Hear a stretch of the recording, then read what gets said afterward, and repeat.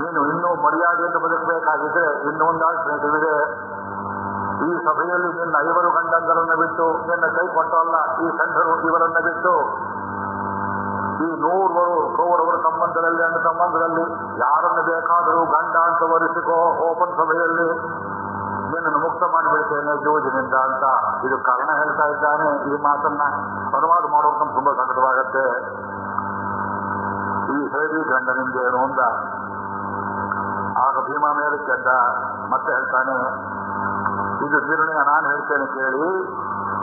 ಧರ್ಮರಾಜ ದ್ರೌಪದಿಯನ್ನು ಇಟ್ಟದ್ದೇ ತಪ್ಪು. ಅದೇ ತಪ್ಪಾಗಿರುವಾಗ ತಪ್ಪು ಅಂತ ಅವನು ಹೇಗೆ ಒಪ್ಕೊಳ್ತಾನೆ? ಮಾಡಿದವನಿಗೆ ಲಜ್ಜೆ. ಉಳಿದವರು ಹೇಳ್ತಾ ಇದ್ದೀರಿ ಹೀಗೆ ಹಾಗೆ ಎಳೆದು 5 ನಾಯಿಗಳು ಒಂದು ಕೆಂಪು ಬಟ್ಟೆಯನ್ನ 5 ಕಡೆಗೆ ಹರಿದು ಜೋರು ಮಾಡುವಂತೆ ಮಾಂಸ ಅನ್ನೋ ಭ್ರಮೆಯಿಂದ ಧರ್ಮ ಧರ್ಮ ಅಂತ ಕಚ್ಚಾಡ್ತಾ ಇದ್ದೀರಿ. ಇದು ಎಲ್ಲಿದೆ ಧರ್ಮ? ನೀವು ಹೇಳುವ ಧರ್ಮ ಅದು. ಆದ್ರಿಂದ ದ್ರೌಪದಿ ಇಟ್ಟದ್ದೇ ತಪ್ಪು. ದುರ್ಯೋಧನ ಹೇಳಿದಾಗ ಯುಧಿಷ್ಠಿರ ನೀನೇ ಹೇಳಿ ಇನ್ನೊಂದು ಅಪರಿಶಕ್ತಿ ಕೊಟ್ಟಿದ್ದೇನೆ. ಭೀಮ ಹೇಳಿದ್ದಿದ್ರೆ ಈ ದ್ರೌಪದಿ ನಿತ್ಯ ತಪ್ಪು ಅಂತ ಹೇಳಿಬಿಡೋ, ನೀನು ಆಸ್ತಿಯಲ್ಲಿ ವಾಪಸ್ ತಗೊಂಡ. ಧರ್ಮರಾಜ ಅಂತ ಹೇಳಿದ್ರೆ ನಾನು ಹೇಳಿದ ಮಾತು ಹೋಯಿತು ಅನ್ನುವ ಸಾಮಾನ್ಯ ಧರ್ಮಕ್ಕೆ ಕಟ್ಟು ಬಿದ್ದವನು ಸುಳ್ಳು ಎಲ್ಲಬಾರದು ನನ್ನ ಬಾಯಲ್ಲಿ ಎನ್ನುವ ಭಯದಿಂದ ಬಾಯಿ ಬಿಟ್ಟುಕೊಂಡು ಕೂತಿದ್ದಾನೆ. ಅವನಿಗೆ ಸಾಮಾನ್ಯ ಧರ್ಮ ಮುಖ್ಯ. ಆಗ ದುರ್ಯೋಧನ ಇನ್ನೊಂದು ಮಾತನ್ನು ಹೇಳಿದ. ಕರ್ಣನ ಮುಖ ನೋಡಿದ, ಮೀಸೆ ತಿರುವಿದ, ದುಶ್ಯಾಸನನ್ನು ನೋಡಿದ. ಇವರೆಲ್ಲ ಚಂಡತೆರೆಗಳು, ಇವು ಬಹಳ ಗಂಭೀರವಾದ ಬೈಗಳು. ವೈದಿಕರ ಬಾಯಲ್ಲಿ, ಸಂಸ್ಕೃತ ತಿಳಿದವರ ಬಾಯಲ್ಲಿ ಹಳ್ಳಿಯ ಬೈಗಳು ಬಹಳ ಗಂಭೀರ ರೂಪವನ್ನು ತಾಳ್ತವೆ. ಈ ಎಳ್ಳು ಇರ್ತದೆ, ಎಳ್ಳಿನಲ್ಲಿ ಜೊಳ್ಳು ಕಾಳಿರ್ತದೆ, ಹಿಂದಿದ್ರೆ ಎಣ್ಣೆ ಬರುವುದಿಲ್ಲವಲ್ಲ. ಅದೇ ರೀತಿಯಲ್ಲಿ ಇವರು ಹಿರಿಯರು ಈ ಪಾಂಡವರು ಚಂಡತೆರೆಗಳು ಎಂಬುದಾಗಿ ಹೇಳಿ, ದ್ರೌಪದಿ ನೀನು ನನ್ನ ಎಡತೊಡೆಯನ್ನು ಹಚ್ಚಿದರೆ ನಿನಗೆ ಎಂಥ ಸೌಖ್ಯ ಕೊಡ್ತೇನೆ ನೋಡು ಎಂಬುದಾಗಿ ಎಡಗಡೆ ತೊಡೆ ಪಂಚೆಯನ್ನು ಬಿಚ್ಚಿ ಪುರುಷಾರ್ಥವನ್ನು ತೋರಿಸ್ತಾನೆ ಸಭೆಯಲ್ಲಿ. ದ್ರೌಪದಿಗೆ ಏನು ಕಷ್ಟ.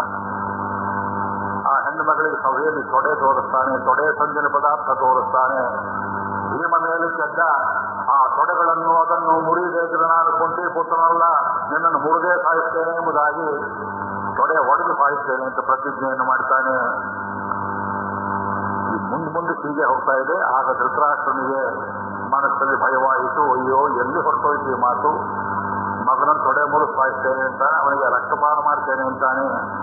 ಅದು ಹೇಳ್ತಾ ಹೇಳ್ತಾ ಒಂದು ಅಮಂಗಳ, ಒಂದು ಅಪಶಕನ ಉಂಟಾಯಿತು. ಧೃತರಾಷ್ಟ್ರನ ಮನೆ ಒಳಗಡೆ ಅಗ್ಗಿಷ್ಟಿಕೆ ಇಟ್ಟಿದ್ರು ಕುರುಡನ ಅಗ್ನಿಹೋತ್ರವನ್ನ. ಅಗ್ನಿಹೋತ್ರ ಅನ್ನೋದು ಆಡಬಾರದು. ಹಳೆ ಕಾಲದಲ್ಲಿ ಒಬ್ಬ ಮನುಷ್ಯ ಗೃಹಸ್ಥನಾದಾಗಲಿಂದ ಅವನು ಸಾಯೋ ತನಕ ಗಾರ್ಹಪತ್ಯಾಗ್ನಿ ನಿತ್ಯ ಅಗ್ನಿಹೋತ್ರ ಮನೆಯಲ್ಲಿರಬೇಕು. ಅಂಥವರು ಇದ್ದಾರೆ ಗೋಕರ್ಣದಲ್ಲಿ ನೋಡಿದ್ದೇನೆ.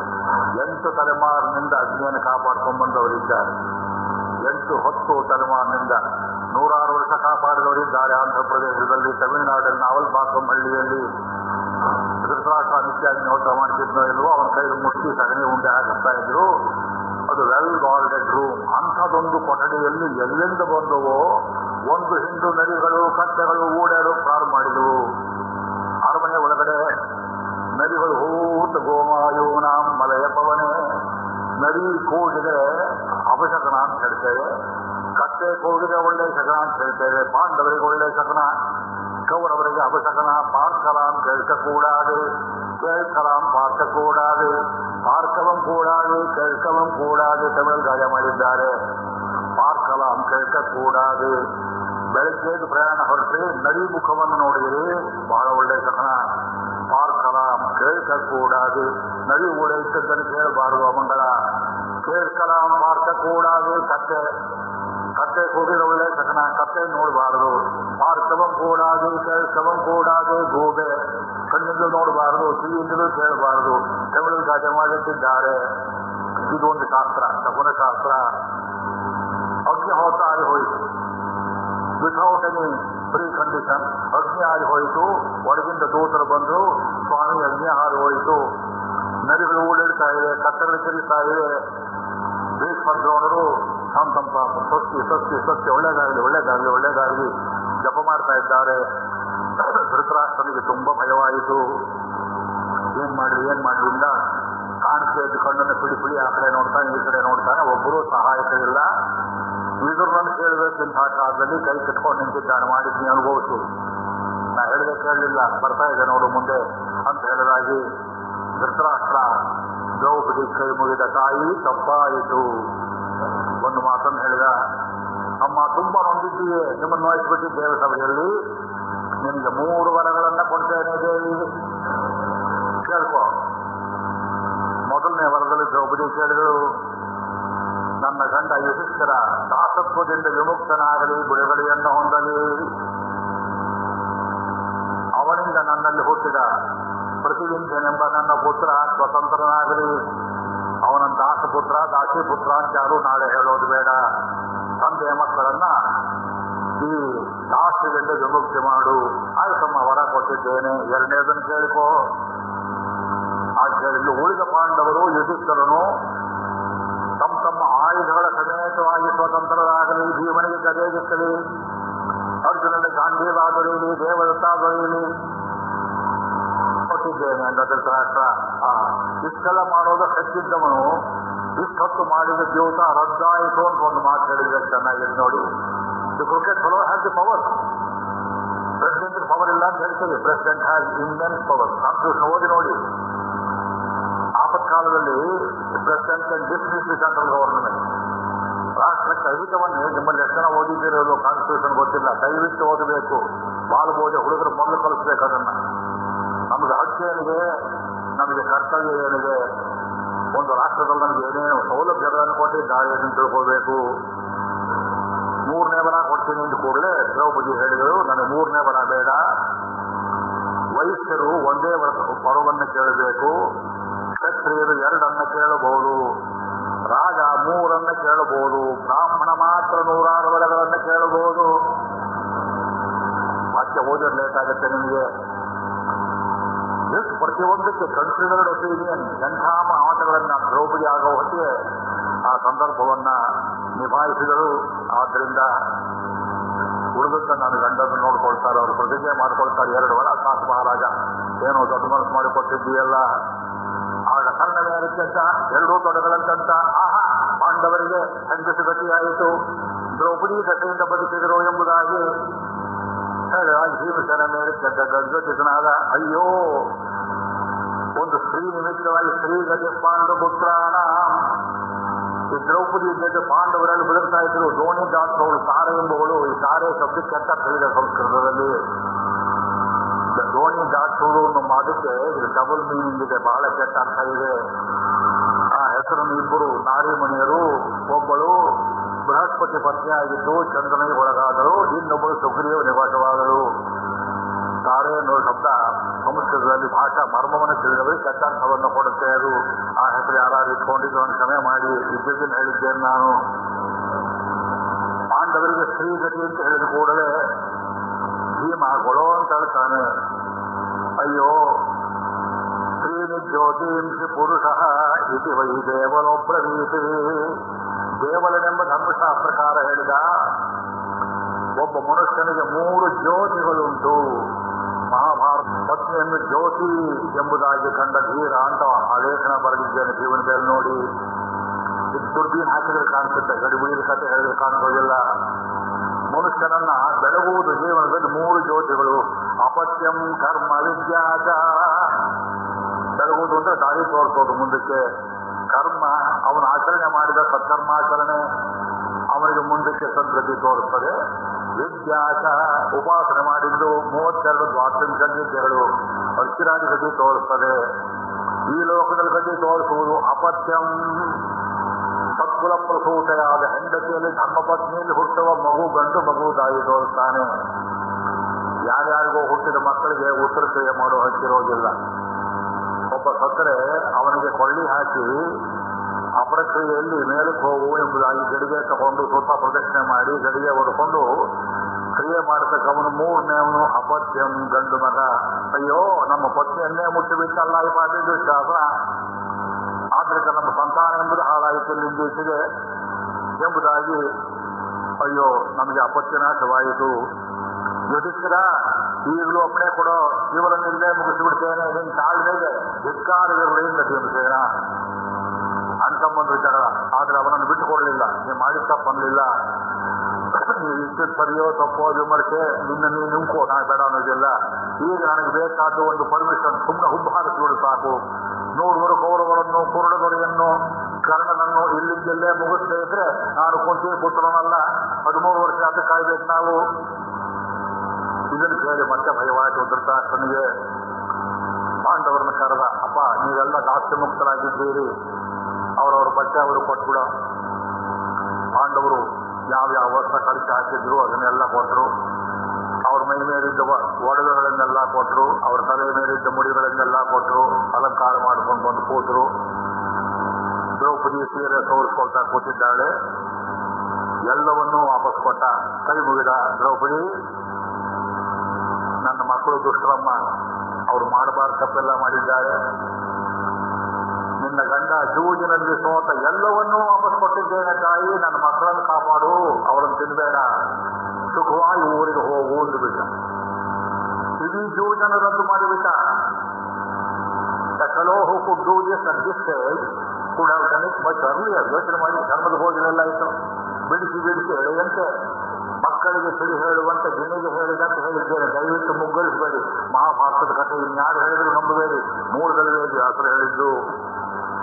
ನಾ ಮಾಡಿದ ತಪ್ಪಾಯ್ತಮ್ಮ, ನನ್ನ ಮಕ್ಕಳು ಮಹಾಮೂರ್ಖರು, ದಯವಿಟ್ಟು ಅವ್ರಿಗೇನು ಕೇಡಾಗೋದು ಬೇಡ, ಈ ಪ್ರತಿಜ್ಞೆ ವಾಪಸ್ ತಗೋಬೇಕು ನಿನ್ನ ಗಂಡಂದ್ರು, ನಾನು ಅಪ್ಪಣೆ ಕೊಟ್ಟಿದ್ದೇನೆ ಹೋಗಿಬಿಡು ಎಂಬುದಾಗಿ ಧೃತರಾಷ್ಟ್ರ ಹೇಳಿದ. ಅದಕ್ಕೇನು ಪಾಂಡವರು ಉತ್ತರ ಕೊಡಲಿಲ್ಲ. ಪ್ರತಿಜ್ಞೆ ಮಾಡಿದ್ದನ್ನು ಹೇಗೆ ವಾಪಸ್ ತಗೊಳ್ತಾರೆ? ಈ ಕಡೆಯಲ್ಲಿ ಗಾಂಧಾರಿ ಬಂದರು ಸಭೆಗೆ. ಯಾರೋ ಹೋಗಿ ಹೇಳಿದ್ರು ಗಾಂಧಾರಿಗೆ, ಒಳಗೆ ಕೂತಿದ್ದು ಅಡಿಗೆ ಮನೆ ಹತ್ರ. ಕಂಡಿಲ್ಲ? ಕೃಷ್ಣ ಕೇಳ್ತಾರೆ, ಕೃಷ್ಣ ಅವತಾರದ ಕೊನೆಯ ಗಳಿಗೆಗಳಲ್ಲಿ ನೋಡಿ ಈ ಪ್ರಸಂಗ ಇಟ್ಕೊಂಡು ಬರೆದಿದ್ದೇನೆ. ಮನಸ್ಪಟಲದಲ್ಲಿ ಕಾಲಿಗೆ ಬಿದ್ದ ಮೇಲೆ ಅಮ್ಮ ಅಮ್ಮ ಅರ್ಜುನ ಬರಲಿಲ್ವಲ್ಲೋ ಅಂತ ನೋವು ಕೊಡ್ತಾ ಕೂತಿದ್ದಾನೆ ಸ್ವಾಮಿ. ಮನಸ್ಸಲ್ಲಿ ಗಾಂಧಾರಿ ಕಾಲಿಸ್ಕೊಳ್ತಾಳೆ. ಏನಮ್ಮ ಗಾಂಧಾರಿ, ನೀನೂ ಒಂದು ಹೆಣ್ಣು, ದ್ರೌಪದಿಗಷ್ಟು ಅವಮಾನವಾದಾಗ ಎಲ್ಲಮ್ಮ ಹೋಗಿದ್ದೇನೆ, ನೋಡ್ತಾ ಇದ್ದಲ್ಲ. ಇಲ್ಲ ಕೃಷ್ಣ, ನನಗೆ ತಿಳಿಯಲೇ ಇಲ್ಲ. ಈ ದೇಶದಲ್ಲಿ ಹೆಂಗಸರನ್ನು ಯಾರು ಕನ್ಸಲ್ಟ್ ಮಾಡ್ತಾರೆ? ಗಂಡಸರು ಮನಸ್ಸಿಗೆ ಬಂದಾಗ ಮಾಡ್ತಾರೆ, ನನಗೆ ಗೊತ್ತೇ ಇರಲಿಲ್ಲ. ಕೃಷ್ಣ ಕೇಳಿದ, ನಿನಗೆ ಅಪಮಾನ ಆಗಿದ್ದೆ ಸಭೆಯಲ್ಲಿ, ನಿನ್ನ ಸೊಸೆಗೆ ಭಾನುಮತಿಗೆ ಆಗಿದ್ರೆ ಸುಮ್ಮನೆ ಕೂಡ್ತಾ ಇದೆಯಾ? ಅಯ್ಯೋ ಕೃಷ್ಣ, ನನಗೆ ಗೊತ್ತಿಲ್ಲ ಈ ಸಮಾಚಾರ. ಆ ಕೃಷ್ಣ ಕೇಳ್ತಾನೆ, ಗಂಡನಿಗೆ ಕಣ್ಣಾಗಬೇಕಾದ ನೀನು ಕಣ್ಣಿಗೆ ಬಟ್ಟೆ ಕಟ್ಟಿಕೊಂಡು ಸಾರ್ಥಕವೇನು ಅಂತ ಕೇಳ್ತಾರೆ. ಪಾತಿವ್ರತ್ಯ ಅವರ ಕಣ್ಣಿಲ್ಲ, ನನಗೂ ಬೇಡ, ಅದಲ್ಲ.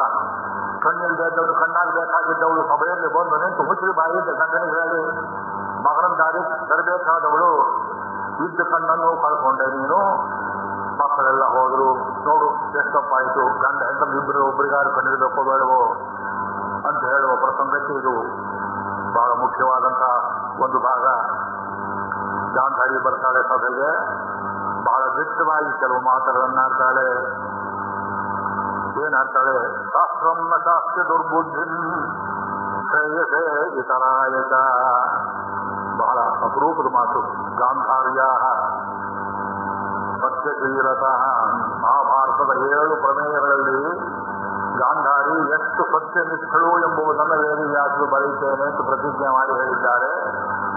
ಅದಕ್ಕೆ ಮುಖ್ಯವಾದ ಒಂದು ಪ್ರಮಾಣ ಇದು. ಶಾಸ್ತ್ರಂ ನ ಶಾಸ್ತ್ರ ದುರ್ಬುದ್ಧಿಂ ಶ್ರೇಯಸೇ ಇತರಾಯಕ. ನವೈವೃದ್ಧೋ ಬಾಲಮತಿರ್ಭವೇ ಧೀರಾಜನ್ನಿಕ ಕಂಚನ. ಏನ್ ಹೇಳಿದ್ರು? ಯಾವನಿಗೆ ಬುದ್ಧಿಯೇ ಕೆಟ್ಟು ಹೋಗಿದೆಯೋ, ನಿನ್ನೆ ಕೇಳಿದ್ರು ಈ ವಿಕೃತಿ ನೋಡಿಕೆ ನೀವು ಕೂಗಲೆಂಟ್ ಅಂತ ಯಾರೋ ಒಬ್ಬರು ಕೇಳಿದ್ರು. ಹೇಳಿದೆ ಪರ್ವರ್ಸಿಟಿ. ಇವತ್ತು ಬುದ್ಧಿಜೀವಿಗಳನ್ನೋರು ನಮ್ಮ ದೇಶದಲ್ಲಿ ಸ್ವಯಂ ಘೋಷಿತ ಬುದ್ಧಿಜೀವಿಗಳು ಎಲ್ಲ ವಿಕೃತಿಗಳೇ, ಎಲ್ಲ ಪರ್ವರ್ಸೆ.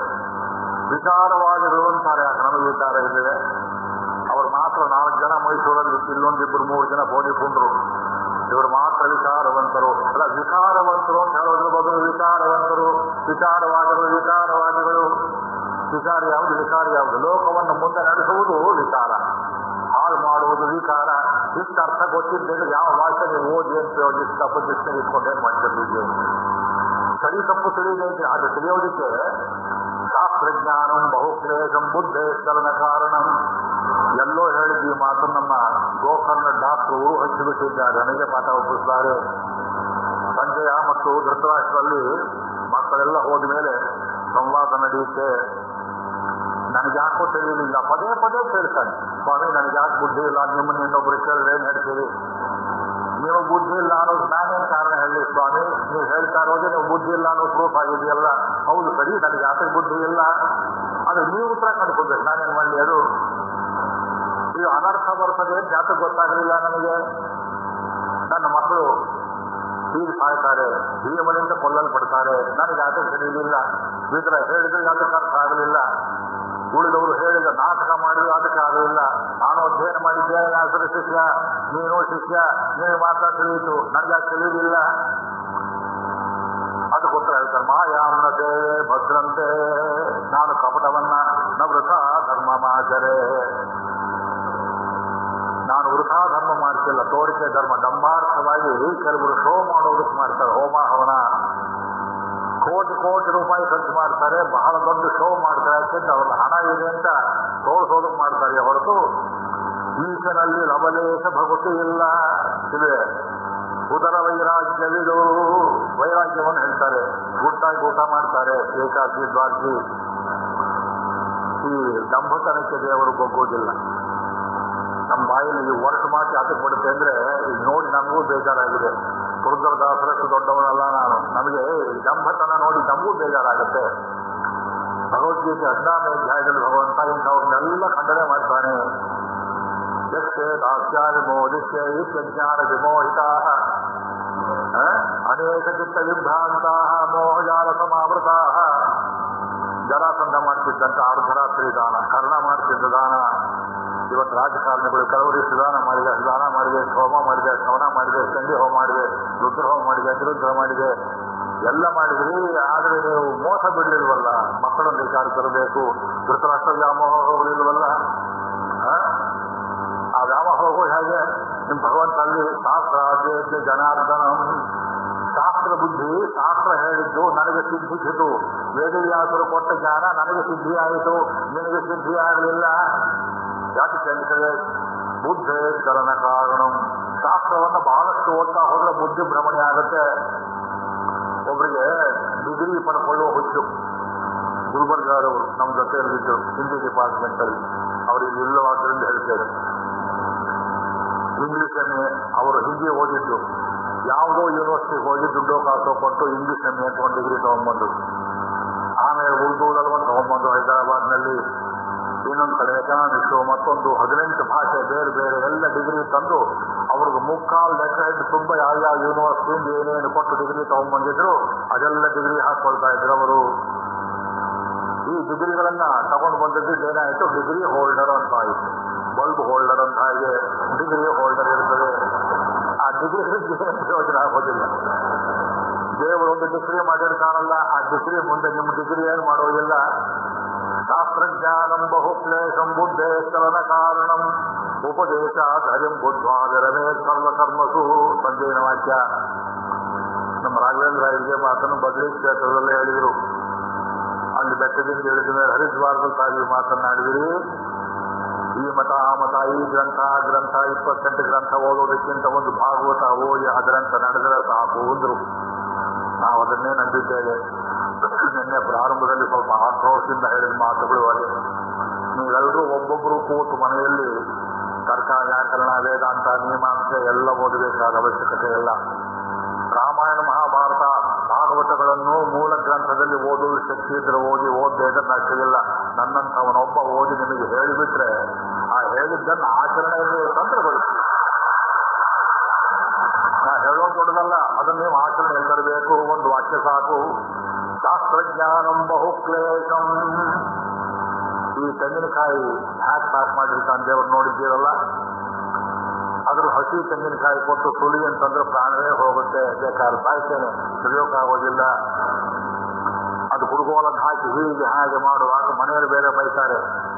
ಅದು ಆ ತೆಂಗಿನ ಮೇಲಿನ ಚಿಪ್ಪಿನ ಒಂದು ರಸ ಏನಾದರೂ ಬಟ್ಟೆಗೆ ಬೀಳಿದ್ರೆ ಅಷ್ಟು ಹೊಲಸು ಇರೋ ತನಕ ಅದು ಹೋಗೋದಿಲ್ಲ. ಏನಂ ತಿಂದಂತೆ ಶಸ್ತ್ರಾಣಿ ನಯನಂ ದಾಟಿಪಾವೆ. ಸೋಪ್ ಹಾಕಿದ್ರು ಹೋಗೋದಿಲ್ಲ, ಫಿನಾಯಿಲ್ ಹಾಕಿದ್ರು ಹೋಗೋದಿಲ್ಲ. ಒಣಗಿದ್ರೆ ಸ್ವಲ್ಪ ನಿಧಾನವಾಗಿ ಬೀಳುತ್ತೆ. ಆ ಮೊಟ್ಟೆ ಜುಂಬು ಹೊರಗೆ ತೆಗೆದ್ರೆ ಒಳಗೆ ಚಿಪ್ಪು, ಕೂರ್ಮದ ಚಿಪ್ಪಿನಂತೆ ಚಿಪ್ಪು ಜೀಪನ್ನು ಒಡೆದರೆ ಒಳಗಡೆ ತೆಂಗಿನಕಾಯಿ ಕಾಣಿಸ್ತದೆ. ಹಾಗೆ ಶಾಸ್ತ್ರಜ್ಞಾನಂ ಬಹುಕ್ಲೇಶಂ, ನ್ಯಾಯಶಾಸ್ತ್ರ ಅದು ನವೀನ ನ್ಯಾಯ, ಪ್ರಾಚೀನ ನ್ಯಾಯ, ಅದು ಹೇರ್ ಸ್ಪ್ಲಿಟಿಂಗ್ ಲಾಜಿಕ್. ಅದು ಯಾವ ಯಾವ ಅರ್ಥಗಳನ್ನ ನಾವು ಸುಲಭವಾಗಿ ಅರ್ಥ ಮಾಡಿಕೊಳ್ಳೋದಕ್ಕೆ ಎಷ್ಟು ತಲೆ ಶ್ರಮ ಮಾಡಿದ್ರು ಆಗೋದಿಲ್ಲವೋ. ನತಾಂ ಸ್ಪರ್ಶೇಣ ಯೋಜಯೇತೆ. ನಮ್ಮಲ್ಲಿ ಶ್ರೀವೈಷ್ಣವರಲ್ಲಿ ಕೆಲವು ಇಂತಹ ಜಗಳಗಳು ಕೂತಿದೆ. ಅದಕ್ಕೆ ನಾನು ಉತ್ತರವನ್ನು ಬರೆದಿದ್ದೇನೆ ಕೆಲವು ಕಡೆಯಲ್ಲಿ. ಲಕ್ಷ್ಮಿ ಹೆಚ್ಚೋ ನಾರಾಯಣ ಹೆಚ್ಚೋ, ಇಬ್ರು ಸೇರಿ ಪ್ರಪಂಚ ಮಾಡಬೇಕೋ ಒಬ್ಬರಲ್ಲಿಯೇ ಮಾಡಬೇಕೋ. ನಾವು ಪ್ರಪಂಚ ಮಾಡಿದ್ರೆ ಇದರಲ್ಲಿ ಲಕ್ಷ್ಮೀ ಭಾಗ ಎಷ್ಟು, ನಾರಾಯಣ ಭಾಗ ಎಷ್ಟು, ಶ್ರೀನಿವಾಸ ಅನ್ನೋರು ಒಬ್ಬನೇ ಭಗವಂತನೋ, ಶ್ರೀ ಬೇರೆಯೋ ನಿವಾಸ ಬೇರೆಯೋ, ತಲೆ ಕೆಟ್ಟುಕೊಂಡು ಸಾಯಿರಿ ಯಾರು ಬೇಡ ಅಂತಾರ. ಇದು ಜಗತ್ತಿರೋ ತರಗ ಬ್ರಹ್ಮಣಿ ಶ್ರೀನಿವಾಸೇ ಭವತು ಮಮ ಹೇಮುಷಿ ಭಕ್ತಿ ರೂಪ ಅಖಿಲ ಭುವನ ಜನ್ಮಸ್ಥೇಮ ಬಂಗಾದಿಲೀಲೆ ವಿರತ ವಿವಿಧ ಭೂತವ್ರಾತ ರಕ್ಷಯಿತ ದೀಕ್ಷೆ ಶ್ರುತಿಸಿದ ಸಿರಿದೀಕ್ಷೆ ಬ್ರಹ್ಮಣಿ ಶ್ರೀನಿವಾಸೆ. ತಿರುಪತಿ ವೆಂಕಟೇಶ್ವರನಿಗೆ ಶ್ರೀನಿವಾಸ ಅಂತ ಹೆಸರಿಟ್ಟವರು ರಾಮಾನುಜಾಚಾರ್ಯ. ಆ ಉತ್ಸವ ಮೂರ್ತಿಯನ್ನು ಶ್ರೀನಿವಾಸ ಅಂತರು, ಮೂಲವರನ್ನ ವೆಂಕಟೇಶ್ವರ ಅಂತರು ಕರೆಯುವ ವ್ಯವಹಾರ. ಇದು ರಾಮಾನುಜಾಚಾರ್ಯರಿಂದ ಬಂದದ್ದು ಶ್ರೀನಿವಾಸ. ಉತ್ತರ ದೇಶದವರು ಶ್ರೀವಾಸ್ತವ ಅಂತ ಕರೀತಾರೆ. ಲಕ್ಷ್ಮಿ ಅವನಲ್ಲಿ ಎದೆಯಲ್ಲಿ ವಾಸ ಮಾಡ್ತಾಳೆಯೋ ಅದು ಎರಡೂ ಸೇರಿ ದೈವತಂ ದಂಪತೀನಃ. ವೇದಾಂತೇಶ್ವರು ರೂಲಿಂಗ್ ಕೊಟ್ಟುಬಿಟ್ರು. ದಂಪತಿ ಎನ್ನುವ ಶಬ್ದದಲ್ಲಿ ಕಪುಲ್ ಅಂತ ಹೇಳ್ತೀರಿ ಇಂಗ್ಲಿಷ್ನಲ್ಲಿ, ಅರ್ಥದಲ್ಲಿ ಪ್ಲೂರಲ್, ಶಬ್ದದಲ್ಲಿ ಸಿಂಗ್ಯುಲರ್ ಅಂದ್ರು. ಹಾಗೆ ನೋಡಿ, ಇದು ನನ್ನ ಪ್ಯಾಂಟ್ ತಗೊಂಡ್ಬಾರು ಅಂತಾರೆ. ಯಾರು ಒಂದು ಕಾಲಿನ ತಗೊಂಡ್ಬರ್ತಾರೆ. ಪ್ಯಾಂಟ್ ಅಂದ್ರೆ ಎರಡೂ ಕಾಲಿರ್ತದೆ. ಅದು ಪ್ಯಾಂಟ್ ಅಂತ ಹೇಳಬೇಕು. ಪ್ಯಾಂಟ್ ಅಂತ ಹೇಳಿದ್ರೆ ಎರಡು ಪ್ಯಾಂಟ್ ಯಾರು ತಗೋದಿಲ್ಲ. ಎಷ್ಟು ವಿಚಿತ್ರ ಇದು. ಶಬ್ದ ಸಿಂಗ್ಯುಲರ್, ಅರ್ಥ ಪ್ಲೂರಲ್. ಇಂಗ್ಲಿಷ್ ಭಾಷೆಯಲ್ಲಿಯೂ ಹಾಗೆ ಇದೆ. ಕಪುಲ್ ಅಂತ ಹೇಳ್ತೀರಿ. ಕಪುಲ್ ಅಂದ್ರೆ ಗಂಡ ಹೆಂಡತಿ ಕೂಡಿಯೇ ಒಂದು ಕಪುಲ್. ಕಪುಲ್ಸ್ ಅಂದ್ರೆ ಎರಡು ಜೋಡಿ ಆಗ್ತದೆ. ಅದು ಕತ್ತರಿ ಸಿಸರ್ಸ್ ಅಂತ ಹೇಳ್ತೀರಿ. ಒಂದು ಕತ್ತರಿಯಲ್ಲಿ ಎರಡು ಭಾಗ ಇರ್ತದೆ. ಇದು ದೇವತಾ ದ್ವಂದ್ವ. ಅಜ್ಞಾ ವಿಷ್ಣು, ಇಂದ್ರಾವರುಣ, ಮಿತ್ರಾವರುಣ, ವೇದದಲ್ಲಿ ಹೇಳಿದಾಗ ದೇವತಾ ದ್ವಂದ್ವ. ಮನೆಯಲ್ಲಿ ಗಂಡ ಹೆಂಡತಿ ಹಾಗೆ ಸಂಸಾರ ಮಾಡ್ತಾರೆ. ನಾವು ಮಾಡ್ತೇವೆ, ನೀವು ಮಾಡ್ತೀರಿ. ಸಂಪಾದನೆ ಮಾಡಿದ ಹಣದಲ್ಲಿ ಗೃಹ ಕೃತ್ಯಕ್ಕೆ ಏನೇನು ಖರ್ಚು ಮಾಡಬೇಕು ನಾನು ತಲೆ ಕೆಡಿಸಬೇಡ. ರಾಮಾಯಣ ಓದ್ತೇನೆ, ಮಹಾಭಾರತ ಓದ್ತೇನೆ, ನೋಟ್ಸ್ ಮಾಡ್ತೇನೆ. ಹಾಲಿನವ್ರಿಗಾದ್ರೂ ಕೊಡು, ಮೊಸಳವ್ರಿಗಾದ್ರೂ ಕೊಡು, ಕಾಯಿ ಪಲ್ಯವನಿಗಾದ್ರೂ ಕೊಡು, ಬಾಡಿಗೆಯನ್ನಾದ್ರೂ ಕೊಡು, ಏನು ಕೊಡದೇ ಇಟ್ಟುಕೋ, ಬೇಕಾದ್ರೆ ನನ್ನ ತಂಟೆಗೆ ಬರಬೇಡ ಅಂತ ಅವಳಲ್ಲಿ ಅಷ್ಟು ಹಣ ಕೊಟ್ಟು ಬಿಡ್ತೇವೆ. ಹಾಲಿನವ್ರು ಬಂದು ನಮ್ಮನ್ನು ಕೇಳ್ತಾರೆ, ಅಯ್ಯ ನಿಮ್ಮ ಒಳಕೇನು ಕೇಳಯ್ಯ, ನನಗೇನು ಗೊತ್ತು ಅಂತ ಹೇಳ್ತೇವೆ. ಯಜಮಾನ ಬಂದು ನನ್ನನ್ನು ಕೇಳಿದ್ರೆ ಅವನಿಗೆ ಯಾವ್ದು ದುಡ್ಡು ಕೊಟ್ಟೆ ಅಂತ ಕೇಳ್ತಾನೆ. ಲಕ್ಷ್ಮೀದೇವಿ ಸ್ವತಂತ್ರವಾಗಿ ಜೀವಾತ್ಮನಿಗೆ ಮೋಕ್ಷವನ್ನು ಕೊಟ್ಟರೆ ಭಗವಂತ ಆಕ್ಷೇಪ ಮಾಡ್ತಾನೆ, ಯೋಚನೆ ಮಾಡಿ. ಅವಳು ಪರ್ಮಿಷನ್ ಇಲ್ಲದೆ ಇವರು ಮಾಡೋದಿಲ್ಲ. ಏಕರಸ್ಯಾತಿ, ಇವರಿಬ್ಬರಲ್ಲಿ ವಿಭಿನ್ನತೆ ಮನಸ್ಸು ಬೇರೆ ಇಲ್ಲವೇ ಇಲ್ಲ. ಇಬ್ಬರೂ ಸೇರಿ ಒಂದೇ ರಸವನ್ನು ಹೋಗುತ್ತೇವೆ. ಲೋಕದಲ್ಲಿ ಹಾಗಾದ್ರೆ ಇರಬಹುದು. ಒಂದು ಮನೆಗೆ ಒಬ್ಬ ಭಿಕ್ಷುಕ ಬಂದ. ಯಜಮಾನ ಸ್ನಾನ ಮಾಡ್ತಾ ಇದ್ದ. ಯಜಮಾನ್ತಿ ಬಂದು ಮುಂದಕ್ಕೆ ಹೋಗಪ್ಪ, ಏನೂ ಇಲ್ಲ ಅಂದು. ಇಷ್ಟೇನೆ ನಿಮ್ಮಲ್ಲಿ ಏನೂ ಇಲ್ವೇ, ಬರಲಿಲ್ಲ ಅಂತ ಅವನು ಮುಂದಕ್ಕೆ ಹೋದ. ಸ್ನಾನ ಮಾಡ್ತಾ ಇದ್ದವನು ಸ್ವಲ್ಪ ತಡಿಯಿಂದ ಅವನನ್ನು ಮೈ ಹೊಸ್ಕೊಂಡು ಬಂದ. ಕವಲಿಗೆ ಹೊಲಿಸುತ್ಕೊಂಡು ಮುಂದೆ ಹೋಗು ಅಂತ ಹೇಳೋದು. ಕವಲಿ ಯಾರು? ಈಗ ನಾನು ಹೇಳ್ತೇನೆ ಮುಂದಕ್ಕೆ ಹೋಗು ಅಂತ ಹೇಳಿದಂತೆ.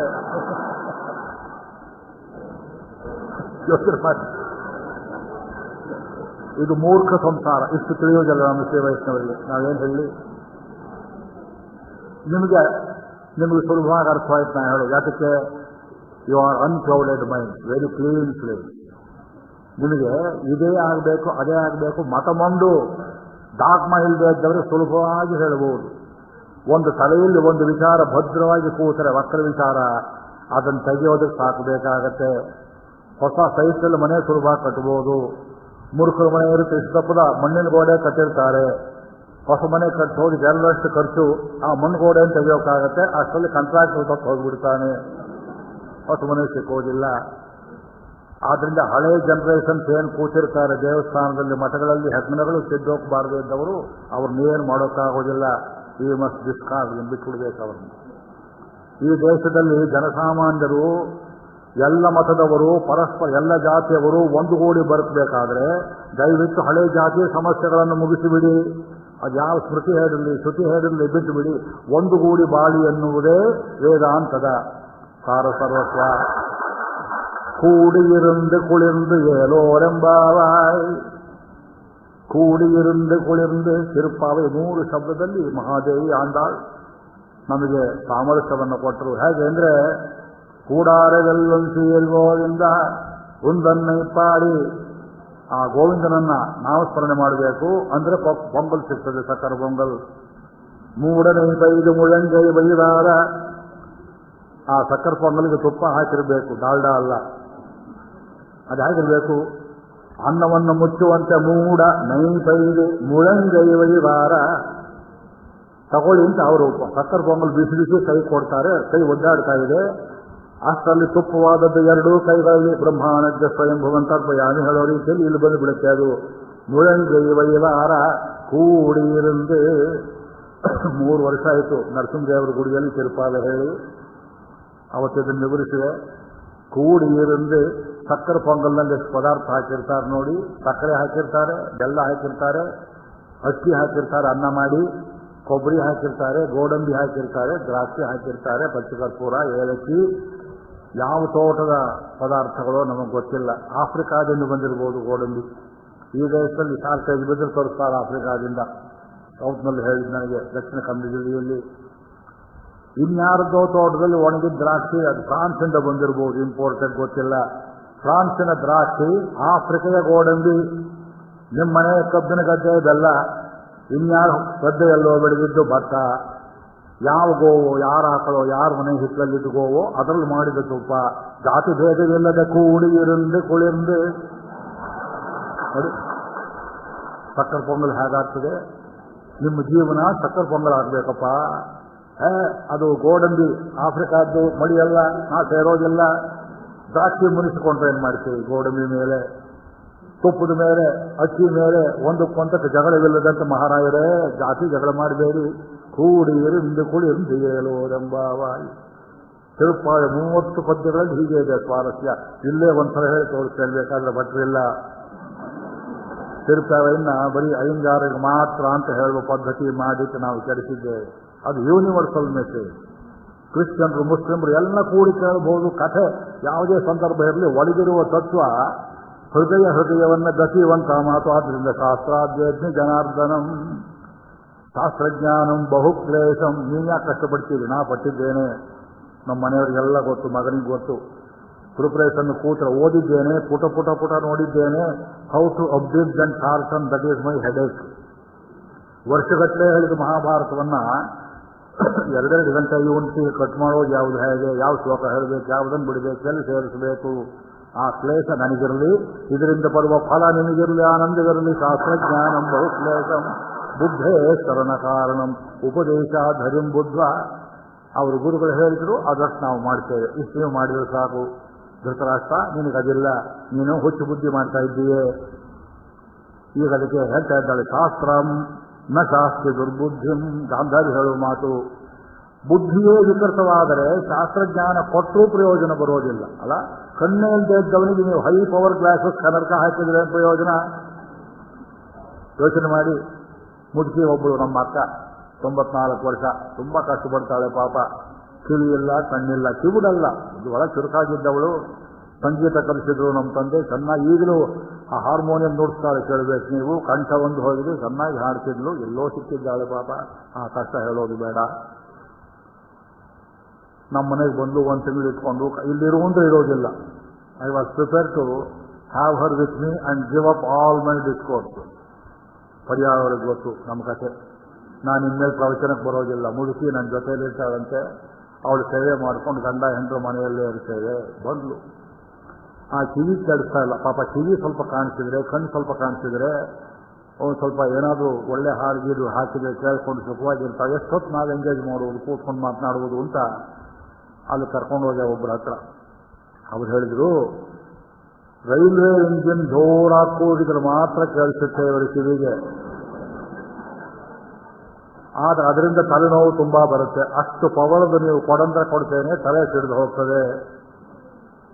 ಈಗ ಆ ಯಂತ್ರವನ್ನು ನಾನು 10,000, 20,000, 30,000 ಬೆಲೆ ಬಾಳೋ ಯಂತ್ರಗಳಿದೆಯಂತ ನನಗೆ ಗೊತ್ತಿಲ್ಲ. ಅದನ್ನು ಕೊಡಿಸ್ಬೇಕೇ ಬೇಡದೆ ಹೇಳಿ. ಅಲ್ಲ, ಕಿವಿಯೇ ಹೋದ ಮೇಲೆ, ಕೇಳುವ ಶಕ್ತಿ ಹೋದ ಮೇಲೆ ಯಂತ್ರವನ್ನು ಕೊಟ್ಟು ಏನು ಪ್ರಯೋಜನ? ಕಣ್ಣೆರಡೂ ಹೋದ ಮೇಲೆ ಕನ್ನಡಕ ಹಾಕಿ ಏನು ಪ್ರಯೋಜನ? ಬುದ್ಧಿಯೇ ವಿಕೃತವಾಗಿ ಸಂಸ್ಕಾರವೆಲ್ಲ ಕೆಟ್ಟು ಹೋದ ಮೇಲೆ ಶಾಸ್ತ್ರಜ್ಞಾನ ಕೊಟ್ಟು ಏನು ಪ್ರಯೋಜನ? ಬನ್ನಿ ಪ್ರವಚನಕ್ಕೆ ಕರಿತೀರಿ, ಅದಕ್ಕಿನ್ನೂ ಟೈಮ್ ಇದೆ, ರಿಟೈರ್ ಆದ್ಮೇಲೆ ಬರ್ತೇವೆ. ರಿಟೈರ್ ಆದ್ಮೇಲೆ ಅಂದ್ರೆ ಕುಲಗೆಟ್ಟ ಮೇಲೆ, ಬುದ್ಧಿ ಕೆಟ್ಟ ಮೇಲೆ, ಸರ್ವನಾಶವಾದ ಮೇಲೆ, ಏನೂ ಕೇಳದೇ ಇರುವಾಗ, ಕೇಳಿದ್ರು ಅರ್ಥವಾಗದೇ ಇರುವಾಗ, ಅರ್ಥವಾದರೂ ಅದರಂತೆ ನಡೆಯುವುದಕ್ಕಾಗದೇ ಇರುವಾಗ, ಪಶುಗಳಾಗಿರುವಾಗ ತಗೊಂಡೇನು ಮಾಡ್ತೀವಿ? ಈಗ ಮಾಡಲು ರಾಮ ಭಜನ. ಕಣ್ಣಿರುವಾಗ, ನರಜನ್ಮ ಬಂದಾಗ, ನಾಲಿಗೆ ಇರುವಾಗ ಕೃಷ್ಣ ಎನ್ನಬಾರದೆ. ಇದು ಚಿಕ್ಕ ವಯಸ್ಸಿಂದ ಮಾಡಬೇಕಾದ ಕೆಲಸ. ಶಾಸ್ತ್ರಂನ ಶಾಸ್ತ್ರ ದುರ್ಬುದ್ಧಿಂ ಶ್ರೇಯಸೆ ಶೈಕರಾಯಕ. ಪರಲೋಕವೂ ಇಲ್ಲ, ಈ ಲೋಕವೂ ಇಲ್ಲ ಬುದ್ಧಿ ಕೆಟ್ಟವನಿಗೆ. ನವ ವಿರುದ್ಧೋ ಬಾಲಮತಿರ್ಭವೇತಿ ರಾಜನ್ ಕಟಂಚನ. ವಯಸ್ಸಾದವನು ಹುಡುಗನಂತಾಡಬಾರದು. ಇದು ಗಾಂಧಾರಿ ಹೇಳಿದ್ದು. ಯಾರಿಗೆ ಅಂದ್ರೆ ಗಂಡನಿಗೆ ಹೇಳಿದರು. ವಯಸ್ಸಾಗಿದೆ ನಿಮಗೆ, ಕತ್ತೆಗಾದ ಹಾಗೆ ದುರ್ಬುದ್ಧಿ, ನೀನೇ ಕಾರಣ ಮಗ ತಪ್ಪು ದಾರಿಗೆ ಹೋಗೋದಕ್ಕೆ. ಸಮೇನ ಧರ್ಮೇನ ನಯೇನ ಯುಕ್ತ ಯಾತೆ ಬುದ್ಧಿಂ ಬುದ್ಧಿ ಸಾಸ್ತುತೆ ಮಾ ಪ್ರಮಾದಿ. ಸಮೇನ ಧರ್ಮೇನ, ಗಂಡನಿಗೆ ಇದು ಒಂದೇ ಕಡೆ ಅಲ್ಲ, ಎಷ್ಟು ಸಲ ಬುದ್ಧಿ ಹೇಳಿದ್ದಾರೆಯೋ. ಮಂಡೋದರಿ ರಾವಣನಿಗೆ ಬುದ್ಧಿ ಹೇಳಿದ ಹಾಗೆ. ಮಕ್ಕಳಲ್ಲಿ ಜಗಳ ತಂದವರು ನೀವೇ. ಅವತ್ತು ಪ್ರಮಾಣಕ್ಕೋಸ್ಕರ ಭೀಮನ ವಿಷ ಹಾಕಿ ತಳ್ಳಿದರು. ಅರ್ಜುನ ಸುಡಿಸೋ ಯತ್ನಕ್ಕೆ you are also a party.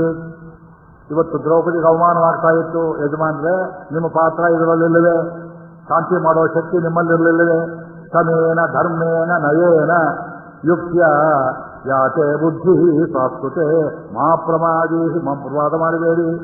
ಪ್ರಧ್ವಂಸಿನಿ ಕ್ರೂರ ಸಮಾಹಿತ ಶ್ರೀ ಮೃದು ಪ್ರೌಢ ಗಚ್ಚತಿ ಪುತ್ರ ಪೌತ್ರಾನೇ ಎಂಬುದಾಗಿ ಹೇಳಿ ಆಶ್ಚರ್ಯಕರವಾದ ಒಂದು ಮಾತನ್ನು ಹೇಳ್ತಾಳೆ.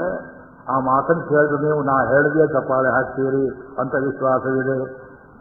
ಅಂತಃಕಾಮಂ ಕುಲಸ್ಯಾಸ್ತು. ಈ ಜಗಳವನ್ನು ಇಲ್ಲಿಗೆ ನಿಲ್ಲಿಸೋಣ ಅಂದ್ವಿ. ಇನ್ನೊಂದ್ಸಲ ಜೂಜು ಕಟ್ಟೆ ಮಕ್ಕಳು ಪ್ರೋತ್ಸಾಹ ಕೊಟ್ರೆ ಆತ್ಮಹತ್ಯೆ ಮಾಡ್ಕೊಂಡ್ಬಿಡ್ತೇನೆ ನೋಡಿ ನಾನು. ಅದರಿಂದ ಮುಂದೆ ಕೇಳ್ತಾಳೆ. ಯಥೋಚ್ಛಂತಿ ತಥೈವಾಸ್ತು ಪ್ರತ್ಯಾಗಚ್ಚಂತು ಪಾಂಡವಾ. ಅವರು ಹೇಗೆ ಬಂದರೋ ಪಾಂಡವರು ಸಮಸ್ತ ಐಶ್ವರ್ಯ ಸಮೇತರಾಗಿ ಹೋಗಲಿ. ಇನ್ನೊಂದು ಮಾತನ್ನು ಹೇಳ್ತೇನೆ, ಏನು ಅಂದ್ರೆ, ಈ ನನ್ನ ಮಗ ದುರ್ಯೋಧನ ಹುಟ್ಟಿದಾಗಲೇ ನರಿಗಳು ಊಳಿಟ್ಟವು, ಕತ್ತೆಗಳು ಊಳಿಟ್ಟವು, ಅಗ್ನಿಹೋತ್ರ ಅವತ್ತು ಆರಿತ್ತು, ಇವತ್ತು ಆರಿಗೆ. ಮಹಾರಾಜರೇ, ಗಡವ ಆದಾಗ 38 ವರ್ಷ ವಯಸ್ಸು ಆ ದುರ್ಯೋಧನನಿಗೆ. ಅವತ್ತೇ ಹೇಳಿದ ಇದರ ನಮ್ಮ ಪಂಡಿತರೆಲ್ಲ ಹೇಳಿದ್ರು ಸಭೆಯಲ್ಲಿ, ಇವತ್ತಿಲ್ಲೂ ಕೂತಿದ್ದಾರೆ. ಏನಂತ ಹೇಳಿದ್ರು? ಇವನೊಬ್ಬನನ್ನ ಗಡಿ ಪಾರು ಮಾಡಿ ಉಳಿದ 99 ಮಕ್ಕಳಾದರೂ ಬದುಕಲಿ ಎಂಬುದಾಗಿ. ಮಹಾರಾಜರೇ, ನಿಮ್ಮ ಕಾಲಿಗೆ ಬೀಳ್ತೇನೆ, ಕೈ ಮುಗಿತೇನೆ, ಈ ಮಗನನ್ನು ಹೊರಗೆ ಹಾಕಿ. ಗಾಂಧಾರಿ ಮಾತನಾಡಿದಳು. ಆ ಮಾತನಾಡಿ ಇನ್ನೂ ಒಂದು ಮಾತನ್ನು ಹೇಳ್ತಾಳೆ. ಕರೆಯೋ ಪಾಂಡವರನ್ನ. ದುಶ್ಯಾಸನ ಕತ್ತೆ ದ್ರೌಪದಿ ಕಾಲಿಗೆ ಬಿದ್ದು ಇದೇ ಸಭೆಯಲ್ಲಿ ತಪ್ಪಾಯಿತು ತಾಯಿ ಹೊತ್ತಿಗೆ ನೀನು ಮಾನಕ್ಕೈ ಹಾಕಿದೆ ಅಂತ ನೀನು ಕ್ಷಮೆ ಯಾಚಿಸೋ. ಆಗ ಆ 5 ಪಾಂಡವರು ನಿನ್ನ ಪ್ರಾಣವನ್ನು ತೆಗೆಯೋದಿಲ್ಲ. ದುರ್ಯೋಧನ ಬಿಡ್ತಾರೆ. ಎಲ್ಲರೂ ದನ ನೇಸ್ಕೊಂಡು ಹೋಗಲಿ, ಅವನು ಎಲ್ಲರೂ ಒಂದು ಕಡೆ ಹಾಳಾಗಿ ಹೋಗಲಿ, ಅರಮನೆಯಲ್ಲಿರೋದು ಬೇಡ. ಇಂಥ ಮಾತನ್ನಾಡ್ತಾಳೆ ಗಾಂಧಾರಿ. ಈ ಸುದ್ದಿ ವೆರಿ ಪ್ರೌಡ್ ಆಫ್. ನಮ್ಗೆ ಗೊತ್ತಾಗೋದಿಲ್ಲ ವಾಕ್ಯ ಮಹಾಭಾರತ ಓದದೇ ಇದ್ರೆ. ಅದನ್ನು ಹೇಗೆ ಮಾಡೋದು ಅಂತ ಧೃತರಾಷ್ಟ್ರ. ಆಯ್ತಮ್ಮ, ಅವಳು ಹೇಳ್ಕೊಳ್ತಾಳೆ, ಬುದ್ಧಿ ಇಲ್ಲದೆ ಇದ್ದವಳು, ನಿಮಗೆಲ್ಲ ಕೊಟ್ಟಿದ್ದೇವೆ ನಿಮ್ಮ ರಾಜ್ಯಕೋಶ, ಪಾಂಡವರೇ ನಿಮ್ಮಷ್ಟನ್ನು ಹೋಗ್ಬೋದು ಅಂತ ಹೇಳಿದಾಗಿ. ಈ ಕಡೆ ಪಾಂಡವರು ಆಗಿದ್ದನ್ನ ಸ್ವಲ್ಪ ಮಟ್ಟಿಗೆ ಧರ್ಮರಾಜನ ಮೇಲೆ ಗೌರವದಿಂದ ಮರೆತು ತಮ್ಮ ಐಶ್ವರ್ಯ ಸಮೇತವಾಗಿ, ಬಂಧು ಬಾಂಧವರ ಸಮೇತವಾಗಿ, ದಾಸಭೃತ್ಯರ ಸಮೇತವಾಗಿ ತಮ್ಮೂರಿಗೆ ಹೊರಟಿದ್ದಾರೆ. ತಮ್ಮೂರಿಗೆ ಹೊರಟರೆ ಒಡನೆಯೇ ಇನ್ನೂ ಬಹಳಷ್ಟು ವಿಷಯ ಹೇಳಬೇಕಾಗಿತ್ತು, ಅವಕಾಶವಿಲ್ಲ. ಇವತ್ತು ವನಪರ್ವಕ್ಕೆ ನಾವು ಕಾಲು ಹಾಕಬೇಕಾಗಿದೆ, ಪ್ರವೇಶ ಮಾಡಬೇಕಾಗಿದೆ. ಯಾವತ್ತು ಸಭೆ ಬರ್ಖಾಸ್ತಾಯಿತು, ಧೃತರಾಷ್ಟ್ರ ಅರಮನೆಯನ್ನು ಸೇರಿದ. ಕರ್ಣ, ದುಶ್ಯಾಸನ, ಶಕುನಿ ಮತ್ತು ದುರ್ಯೋಧನ ಕೂಡಿ ಇನ್ನೊಂದು ಸಭೆಯನ್ನು ನಡೆಸಿದರು. ನಾನಾಗಲೇ ಹೇಳಲಿಲ್ಲ ಎಂದ ಕಾರಣ. ದುರ್ಯೋಧನಿಗೆ ಹೇಳ್ತಾನೆ, ನಾವು ಮಾಡೋ ಪ್ರಯತ್ನ ಎಲ್ಲ ಮಾಡ್ತೇವೆ, ಪಾಂಡವರನ್ನು ಇಲ್ಲೇ ಚಿವುಟಿ ಹಾಕಬೇಕು ಅಂತ. ನಮ್ಮ ಪ್ರಯತ್ನಕ್ಕೆ ಪ್ರಧಾನವಾಗಿ ವಿಘ್ನ ಅಡ್ಡಿಯಾಗಿರೋ ನಿಮ್ಮಪ್ಪನೇ ನಾವು ಮಾಡಿದ್ದೆಲ್ಲ ಕೆಡಿಸಿಬಿಟ್ಟ. ಜೂಜಲ್ಲಿ ನಾವು ಗೆದ್ದದ್ದನ್ನು, ಧರ್ಮದಿಂದ ಗೆದ್ದದ್ದನ್ನೆಲ್ಲ ಮತ್ತೆ ವಾಪಸ್ ಕೊಟ್ಟಿದ್ದಾನೆ ಪಾಂಡವರಿಗೆ. ಅವರಿಗೆ ಸುಮ್ಮನೆ ಇರ್ತಾರಿಯೇ? ಒಂದ್ಸಲ ಏಟು ತಿಂದ ಹಾವು 12 ವರ್ಷ ಹಾಗೆ ಮರೆಯುವುದಿಲ್ಲವೋ? ಒಂದ್ಸಲ ಏಟು ತಿಂದ ನಾಯಿ ಕೂಡ ಮತ್ತೆ ಹೇಗೆ ಬರ್ತದೆಯೋ, ಹುಲಿ ಹೇಗೆ ಮತ್ತೆ ಬೀಳ್ತದೆಯೋ? ರೇಗಿಸಿದ ಮೇಲೆ ಪಾಂಡವರು ಸುಮ್ಮನೆ ಇರೋದಿಲ್ಲ. ಆದ್ರಿಂದ ಈಗ ಇದಕ್ಕೆ ಉಪಾಯ ಮಾಡದೇ ಇದ್ರೆ ಗತಿ ಇಲ್ಲ. ಏನು ಮಾಡೋದು ಅಂದ ದುರ್ಯೋಧನ. ಇನ್ನೇನು ಮಾಡೋದು? ಇನ್ನೊಂದ್ಸಲ ಕರಿಬೇಕು ಅವನ ಜೋಜಿಗೆ. ಅವರು ಊರು ಸೇರುವಷ್ಟರಲ್ಲಿ, ಇಂದ್ರಪ್ರಸ್ಥಕ್ಕೆ ಹೋಗುವಷ್ಟರಲ್ಲಿ ಮತ್ತೆ ನಮ್ಮ ಕಡೆಯಿಂದ ಹೋಗಬೇಕು, ಜೋಜಿಗೆ ಕರಿಬೇಕು. ಬರ್ತಾನೆ ಅಂತ ಏನು ಗ್ಯಾರಂಟಿ? ಅವನು ಪ್ರತಿಜ್ಞೆ ಮಾಡಿದ್ದಾನಲ್ಲ, ಆ ಹೂತೋ ನಾನೇ ವರ್ತೇಯಂ, ನಾನಾಗಿ ಜೋಜ್ ಆಡೋದಿಲ್ಲ, ಕರೆದ್ರೆ ಬಿಡುವುದಿಲ್ಲ, ಬಾಟ್ಲಿ ಕೊಟ್ಟರೆ ಬಿಡುವುದಿಲ್ಲ, ನಾನಾ ಕುಡಿಯುವುದಿಲ್ಲ ಅಂತ ಪ್ರತಿಜ್ಞೆ ಮಾಡಿ ಹಾಗೆ ಅವನು ಬಂದೇ ಬರ್ತಾನೆ. ಈ ಸಲ ನಾವು ಬೇರೆ ಪಂದ್ಯವನ್ನು ಮಾಡೋಣ. ಒಂದೇ ಸಲ ದಾಳವನ್ನು ಉರುಳಿಸುವುದು. ನೀನೊಂದಂಕಿ ಹೇಳು, ಅವನೊಂದಂಕಿ ಹೇಳ್ತಾನೆ. ಈ ಅಂಕಿ ಹೇಳುವಾಗ ಖಂಡಿತವಾಗಿ ಶಕುನಿಗೆ ಪಾಂಡವರನ್ನು ಸೋಲಿಸುವ ಶಕ್ತಿ ಇದೆ. ಈ ಸಲ ಏನು ಪಣವನ್ನು ನೀಡಬೇಕು ಅಂತ ಕೇಳಿದ್ರೆ 2 ಇನ್ನಿಂಗ್ಸು 10 ಪಣ, ಈ ಲೆಕ್ಕ ಏನು ಬೇಡವೇ ಬೇಡ. ಈ ಸಲ ಯಾರು ಸೋಲ್ತಾರೆಯೋ ಅವರು 12 ವರ್ಷ ವನವಾಸ ಮಾಡಬೇಕು, 1 ವರ್ಷ ಅಜ್ಞಾತವಾಸ ಮಾಡಬೇಕು. ಈ ಪ್ಲಾನ್, ಇದು ತಲೆ ಶಕುನಿಯ ತಲೆ. ಕೌರವಂಶ ನಿರ್ನಾಮ ಆಗಬೇಕಲ್ಲ. 12 ವರ್ಷ ವನವಾಸ ಹೋಗಬೇಕು. ರಾಮಚಂದ್ರ ವನವಾಸಕ್ಕಿಂತ 2 ವರ್ಷ ಶಾರ್ಟ್. ಯಾತಕ್ಕೆಂದ್ರೆ ಅದು ತ್ರೇತಾಯುಗ, ಇದು ದ್ವಾಪರ ಯುಗ. ಕಲಿಯುಗದಲ್ಲಿ ಯಾರು ಮಾಡಿದರೆ 10 ವರ್ಷ, 2 ವರ್ಷ ರೆಡ್ಯೂಸ್ ಮಾಡಿಕೊಳ್ಳಬೇಕಾದ್ರೆ ಈ ಪಣವನ್ನು ಹಾಕೋಣ. ಧರ್ಮರಾಜ ಬರ್ತಾನೆ, ಜೂಜಾಡೋಣ ಅಂತ ಹೇಳಲಾಗಿ ಅಷ್ಟರಲ್ಲಿ ಮತ್ತೆ ಸಮಾಚಾರ ಹೋಗ್ತದೆ. ಪಾಂಡವರು ಅರ್ಧ ದಾರಿ ಹೋಗಿದಾಗ ಅವರನ್ನು ಮತ್ತೆ ಕರೆದರು. ದುರ್ಯೋಧನ ಕರೀತಾ ಇದ್ದಾನೆ, ಜೂಜಿಗೆ ಬರಬೇಕಂತೆ ಅಂತ ಬರಲಾಗಿ ಧರ್ಮರಾಜ ನೋಡಿದ, ಭೀಮನ ಮುಖವನ್ನು ನೋಡಿದ. ಭೀಮ ಗುಡುಗುಡುತ್ತಾ ಇದ್ದಾನೆ. ಅಣ್ಣ, ಈ ಸಲವಾದರೂ ನನ್ನ ಮಾತನ್ನು ಕೇಳಿ ಹೋಗಬೇಡ ಅಂದ. ಧರ್ಮರಾಜ ಹೇಳಿದ, ವಿಧಿ ಏನು ಬರೀತದೆಯೋ ಅದರಾಗಲಿ ಅಂತ. ಮನುಷ್ಯ ಹೇಡಿಯಾದವನು, ಸ್ವಂತ ಬುದ್ಧಿ ಇಲ್ಲದೆ ಇದ್ದವನು, ಮುಂದೆ ಆಗುವ ಅನರ್ಥ ಅದರರ್ಥ ಅಂತ ಗೊತ್ತಿದ್ರೂ ಕೂಡ ವಿಧಿಯ ಮೇಲೆ ಹೊಣೆಯನ್ನು ಹಾಕ್ತಾನೆ. ಇದಕ್ಕೆ ನಾವು ಫೇಟಲಿಸಮ್, ಇದು ವಿಧಿವಾದ ಅಂತ ಹೇಳ್ತೇವೆ. ಬುದ್ಧಿವಂತರು ಮಾಡೋದಿಲ್ಲ. ಬಂದ ವಾಪಸ್ 4 ತಮ್ಮಂದರನ್ನು, ಹೆಂಡತಿಯನ್ನು. ಆ ದ್ರೌಪದಿ ಸ್ಥಿತಿ ಹೇಗಿರ್ಬೇಕು ನೋಡಿ. ಎಲ್ಲಿ ಅವಮಾನ ಆಗಿದೆ ಅದೇ ಸಭೆಗೆ ತಿರುಗಿ ಬರ್ತಾ ಇದ್ದಾಳೆ, ಅದೇ ಮತ್ತೆ ಮತ್ತೆ ಮೆಲುಕು ಬರ್ತಾ ಇದೆ. ಜ್ಞಾನ ಬರಬಾರದ ದೃಷ್ಟಿಗಳೆಲ್ಲ ಬರ್ತಾ ಇವೆ. ಅದೇ ಸಭೆ ಕೆಟ್ಟವರೆಲ್ಲ ಕೂತಿದ್ದಾರೆ. ಈ ಸಲ ಭೀಷ್ಮ, ದ್ರೋಣ, ಯುಯುತ್ಸು, ಕೃಪ, ಸಂಜಯ, ಗಾಂಧಾರಿ, ವಿಕರ್ಣ, ಸೋಮದತ್ತ, ವಾಲ್ಮೀಕ ರಾಜ ಎಲ್ಲರೂ ಬಂದು ಕೈಗಳಿದು ಬಂದರು. ಧರ್ಮರಾಜನ ಕೈ ಹಿಡಿದ್ರು. ಮಹಾರಾಯ, ನೀ ಜೂಜಾಡಬೇಡ, ನೀ ಜೂಜಾಡಬೇಡ. ನೋಡಿ, ಅವರಿಗೆಲ್ಲ ಬುದ್ಧಿ ಬಂತು. ಜೂಜಾಡಿದ್ರೆ ಮತ್ತೆ ದ್ರೌಪದಿ ನಮ್ಮನ್ನು ಪ್ರಶ್ನೆ ಕೇಳ್ತಾರೆ, ನಮ್ಗೆ ಉತ್ತರ ಹೇಳೋ ಶಕ್ತಿ ಇಲ್ಲ, ನೀ ಬಾಯಿ ಮುಚ್ಕೊಂಡ್ಬಿಡ್ತೀವಿ. ಇವು stop the mistake but put the blame on us. ಅದನ್ನು ದಯವಿಟ್ಟು ಬರಬೇಡ ಅಂದರೆ ಏನು ಮಾತಾಡಲಿಲ್ಲ. ಬಂದ ಕೂಟ, ಅದೇ ಸಂಗಿ ಹಾಕಿದ್ರು, ಕಾಯಿಟ್ರು, ದಾಳಗಳನ್ನು ಉರುಳಿಸಿದ್ರು. ಅನುದ್ಯೂತ ಇದೇ ಮನೆ ಮಾಡಲಿ. ಒಂದೇ ಸರಿ ಇದ್ದಿತ ನಿತ್ಯಾಹ ಶಕುನಿ, ಎಲ್ಲವನ್ನ ಗೆಡ್ಡೆಯಿಂದ ಇಷ್ಟೇ ತಾನೆಂದು ಪಾಂಡವರು ಮೇಲೆತ್ತೆದ್ದರು.